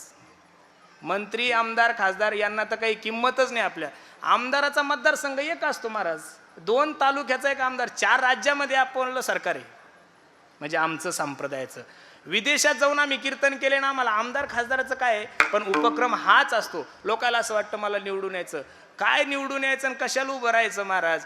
दररोज जर आमदार खासदार पायाजवळ आहे तर आमदार खासदार होऊन करायचं काय. तुका म्हणे आम्ही राजे त्रैलोक्याचे महाराज. अजिबात नाहीये. छत्रपती शिवाजी महाराजासारखा राजा जरी असला तरी पण त्यांनी आश्रय तुकोबरायसारख्या महात्म्याचा केला. राजकारण हा माझा धंदा नाही, राजकारण हा माझा व्यवसाय नाही. आता काही काही लोकांना वाटतं, पण मी जिथं आहे तिथं खूप समाधानी आहे, आनंदी आहे. जिथं आहे त्याच्यातूनच कमी करायला लागलो महाराज. किती प्रवास करायचा. बाबा तर म्हणतात तू कीर्तन करू नको काय, पण आता कीर्तन न करून करू तरी काय, दुसरं काही येत नाही. बरोबर आहे का नाही. आणि हे बरं आहे ना आपलं. ना सोयाबीन लावायचं काम, ना हळद लावायचं काम, ना उकडायचं काम, ना कशाचं काम. आपलं जायचं अर्धा एक तास लोकांना दर्शन सोहळा सेवा करायची, निघून यायचं.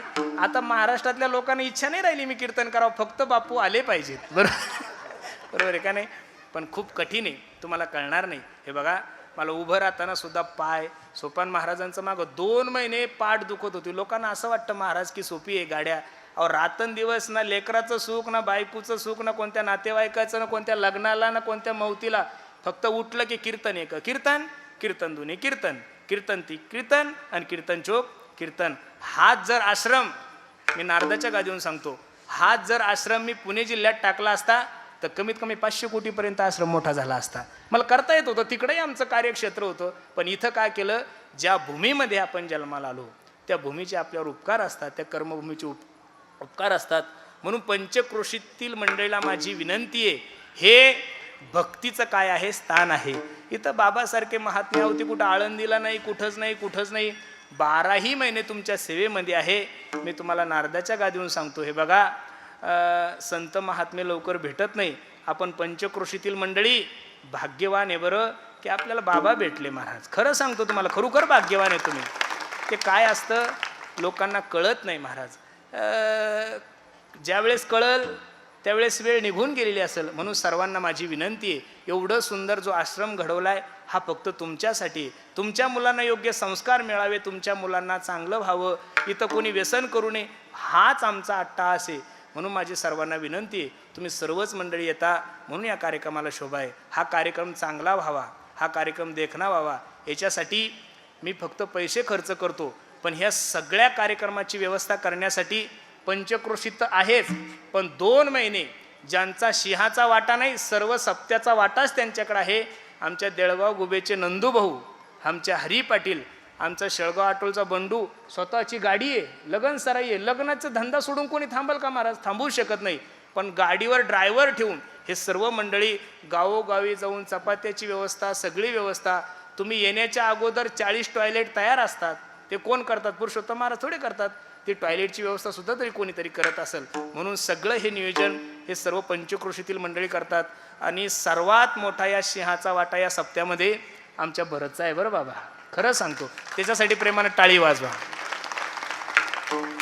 भरत जर नसला ना तर मी ठरवलं तरी सप्ताह होऊ शकत नाही बाबा, खरं सांगतो तुम्हाला, नाही होऊ शकत. पैसे जरी असले तरी एवढं नियोजन. अहो मी 30 तारखेपर्यंत कीर्तन केले, 1 तारखेला कार्यक्रम सुरू होता. तर हे सगळं नियोजन आमचा भरत करतो आणि तो एकदम निष्कामतेनं, एकाही रुपयाची अपेक्षा त्याला आमच्याकडून नसती. 25 वर्ष झाले तो संस्थांची सेवा करतो. आता तुम्ही रस खासाल, मस्त पेसाल, निघून जासाल. नंतर इथली व्यवस्था कोणी करायची, हे सगळं कसं व्यवस्था करायची, हे सगळं काम आमचा भरत करतो. आणि त्याच्यासोबत आमचे हे नंदूभाऊ, हरिभाऊ, बंडूभाऊ, वाकडे भाऊ, हे सर्व मंडळी तन मन धनाने. त्यांना फक्त फोन केला, पाटील कुठे आहे तुम्ही? किती जरी लग्न असलं, काही जरी असलं, तर हे 10-15 मंडळी सर्व इथं उपस्थित राहतात. आमच्या वाकडे भाऊमुळे यावर्षीचे सगळे स्वयंसेवक आहे.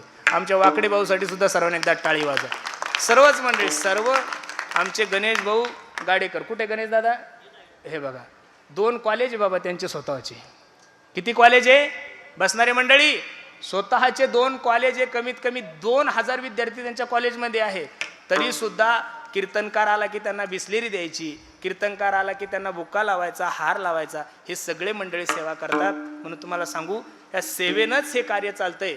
म्हणून माझी सर्वांना विनंती आहे, असंच आपण आश्रमावर प्रेम करावं. पुढच्या वर्षी पाहू. अजून काही त्याची मीटिंग झाली नाहीये. बचेंगे तो फिर लढेंगे. छोटा हो मोठा हो, चोखोबरायचा सोहळा होणारच आहे. विठोबा रखुमाई, विठोबा रखुमाई, विठोबा रखुमाई, विठोबा रखुमाई,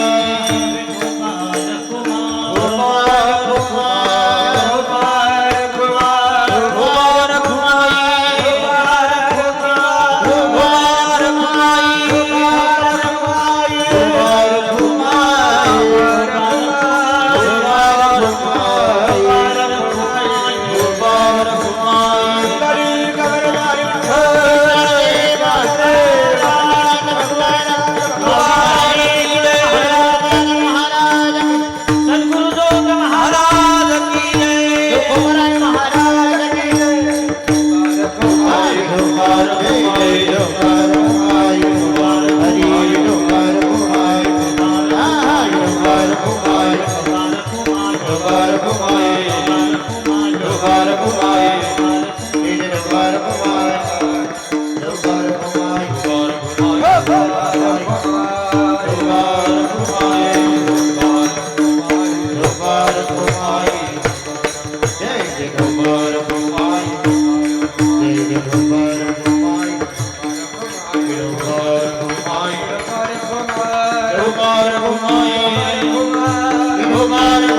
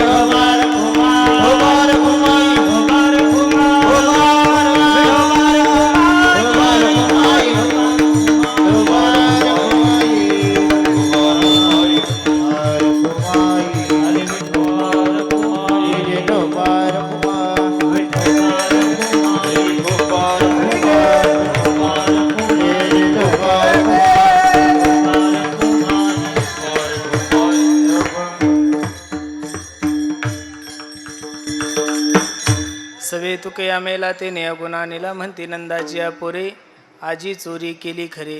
या वर्षी संत चोखोबराय भक्ती आश्रम सर्वांना एक सुंदर अशी संधी आहे की आमचे विशाल अण्णा आणि आमचा विलास यांचं नेतृत्वात सुंदर अशी वारकरी शिक्षण संस्था या वर्षीपासून सुरुवात होणार आहे. आणि जास्त मोठी नाही, फक्त 15 ते 20 मुलं, 15 मुलांची यादी आलेली आहे आमच्याकडं. त्यांनी सुंदर असं वारकरी शिक्षण संस्था आहे.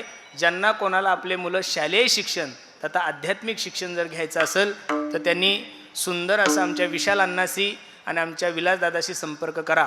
19 मे ते 30 मे 31 मे या कालावधीमध्ये चिखलीला सुंदर असं शिबिर आहे.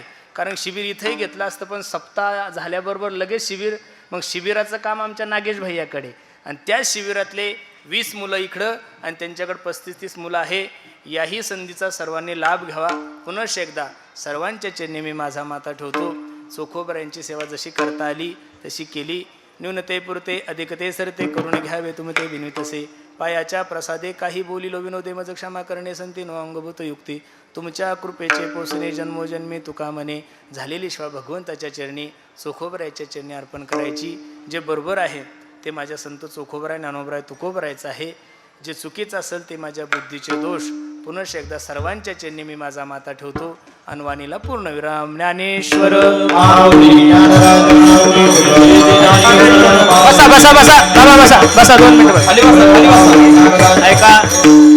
गेल्या 7 दिवसापासून ज्यांची सुंदर अशी आपण माईक सिस्टीम ऐकत आहात असे चैतन्य साऊंड सिस्टीमचे मालक आमचे सोमनाथ भैया आणि आमचा अंकुश दादा, त्याच्यासाठी सर्वांनी एकदा टाळी वाजवा. आपला संत चोखोबरायचा पुण्यतिथीचा महोत्सव महाराष्ट्रात नव्हे, भारतात नव्हे, जगामध्ये सुद्धा सगळीकडे पोहोचवायचं काम आमच्या जिव्हाळ्याच्या माध्यमातून जे करत आहेत आमचे अमोल भैया आणि त्यांचा सर्व हा सहकारी वर्ग, आमचे नामदेव दादा, ह्या सर्वांसाठी प्रेमाने एकदा टाळी वाजवा. आज आवर्जून उपस्थित असणारे आमचे नाशिक जिल्ह्याचं वैभव आमचे विकासदादा बेलुकर, दादांसाठी सुद्धा सर्वांनी एकदा टाळी वाजवा. आमचे तनपुरे दादा, सर्वच मंडळी तुम्ही आहे. वेळ भरपूर झालेला. हा, गेल्या 5 वर्षापासून सुंदर असा आमरस जे देतात. कोणताही माणूस आतापर्यंत म्हणला नाही की आमरस असा आहे, आमरस तसा आहे. अगदी सुंदर लोक म्हणतात महाराज असा आमरस आम्ही कधी खाल्लाच नाही आहे. ह्या आमरसाची सेवा जे करतात आमचे राक्षे दादा, त्यांच्यासाठी सुद्धा सर्वांनी एकदा टाळी वाजवा. त्यांना मी सांगितलं आपल्याला एवढा लिटर लागतो. तो म्हणे महाराज काळजी करू नका, तेवढा तुमचा आणि माझ्याकडून सुद्धा चोखोबरायसाठी मी आमरस देतो. म्हणून तेही उपस्थित आहेत. दादांनाही द्यावे तेवढे धन्यवाद. सर्वच मंडळी तुम्ही उपस्थित आहेत. ज्यांचा सुंदर असा मंडप आहे. गेल्या 4 वर्षामध्ये ह्या वर्षीचा मंडप थोडा प्रसन्न आहे.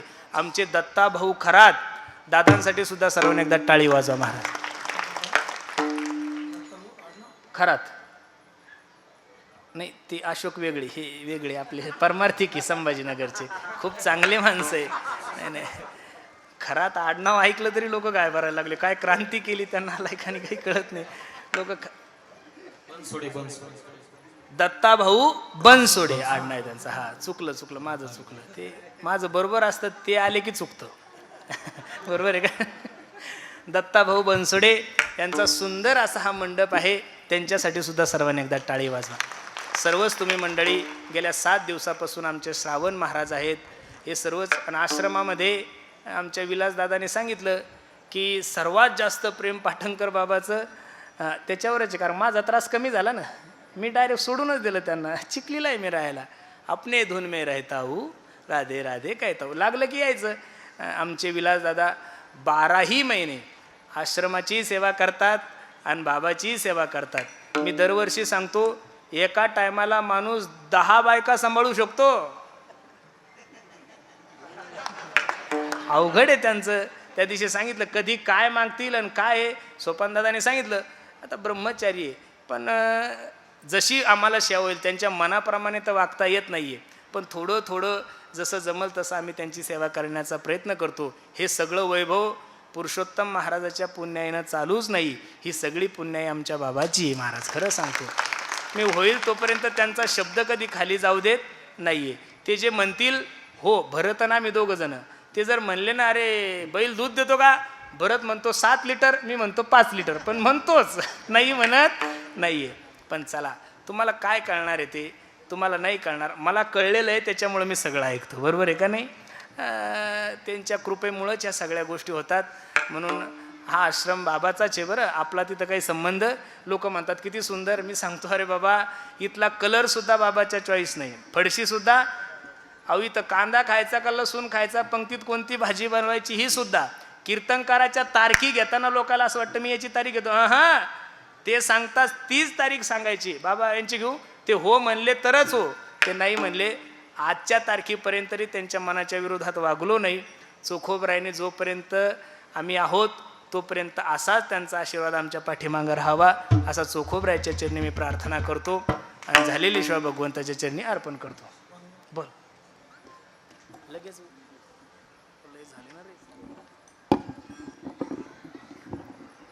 संत चोखोबा महाराज पुण्यतिथीचा हा महोत्सव प्रतिवर्षाप्रमाणे याही वर्षी भव्य दिव्य स्वरूपात आणि आनंदात उत्साहात पार पडत आहे. आपल्या सगळ्यांच्या सहकार्यानं दरवर्षी हा उत्सव वाढत चाललेला आहे. आज तर बसायलाही जागा नाही, एवढी सर्व तुम्ही प्रेम करणारी मंडळी येता, म्हणून महाराजांना त्या खर्चाचं ओझं वाटत नाही. माणसानं खर्च केला, लोकांचा प्रतिसाद मिळाला की त्या खर्चाचं ओझं माणसाला वाटत नाही. म्हणून हे पुरुषोत्तम महाराज, मी माझ्या कीर्तनात बोलून गेलो की ही गोष्ट सोपी नाही आहे. प्रत्येक वर्षी सर्वांना जपायचं, सांभाळायचं, ही गोष्ट एवढीही सोपी नाही. आणि महाराज हे सगळं जपत राहतात, म्हणून महाराजांसाठी एकदा जोरदार टाळ्या सर्वांनी वाजवायच्या आहे.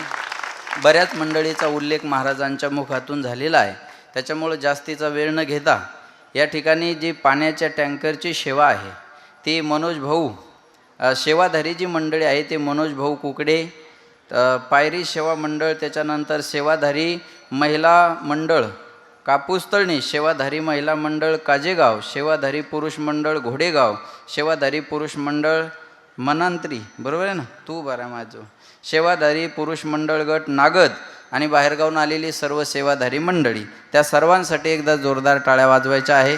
त्यानंतर जे आचार्य आहेत जालनेकर, त्या आचारी मंडळींनी भरपूर आपल्यासाठी सेवा केलेली आहे, त्यांच्यासाठी पण जोरदार टाळ्या सर्वांनी वाजवायच्या. आज हरिभक्तपारायण पुरुषोत्तम महाराज पाटील यांचं संस्थांच्या वतीने काल्याचं कीर्तन संपन्न झालेलं आहे, म्हणून संस्थाच्या वतीनं महाराजांना धन्यवाद. बरोबर आहे ना.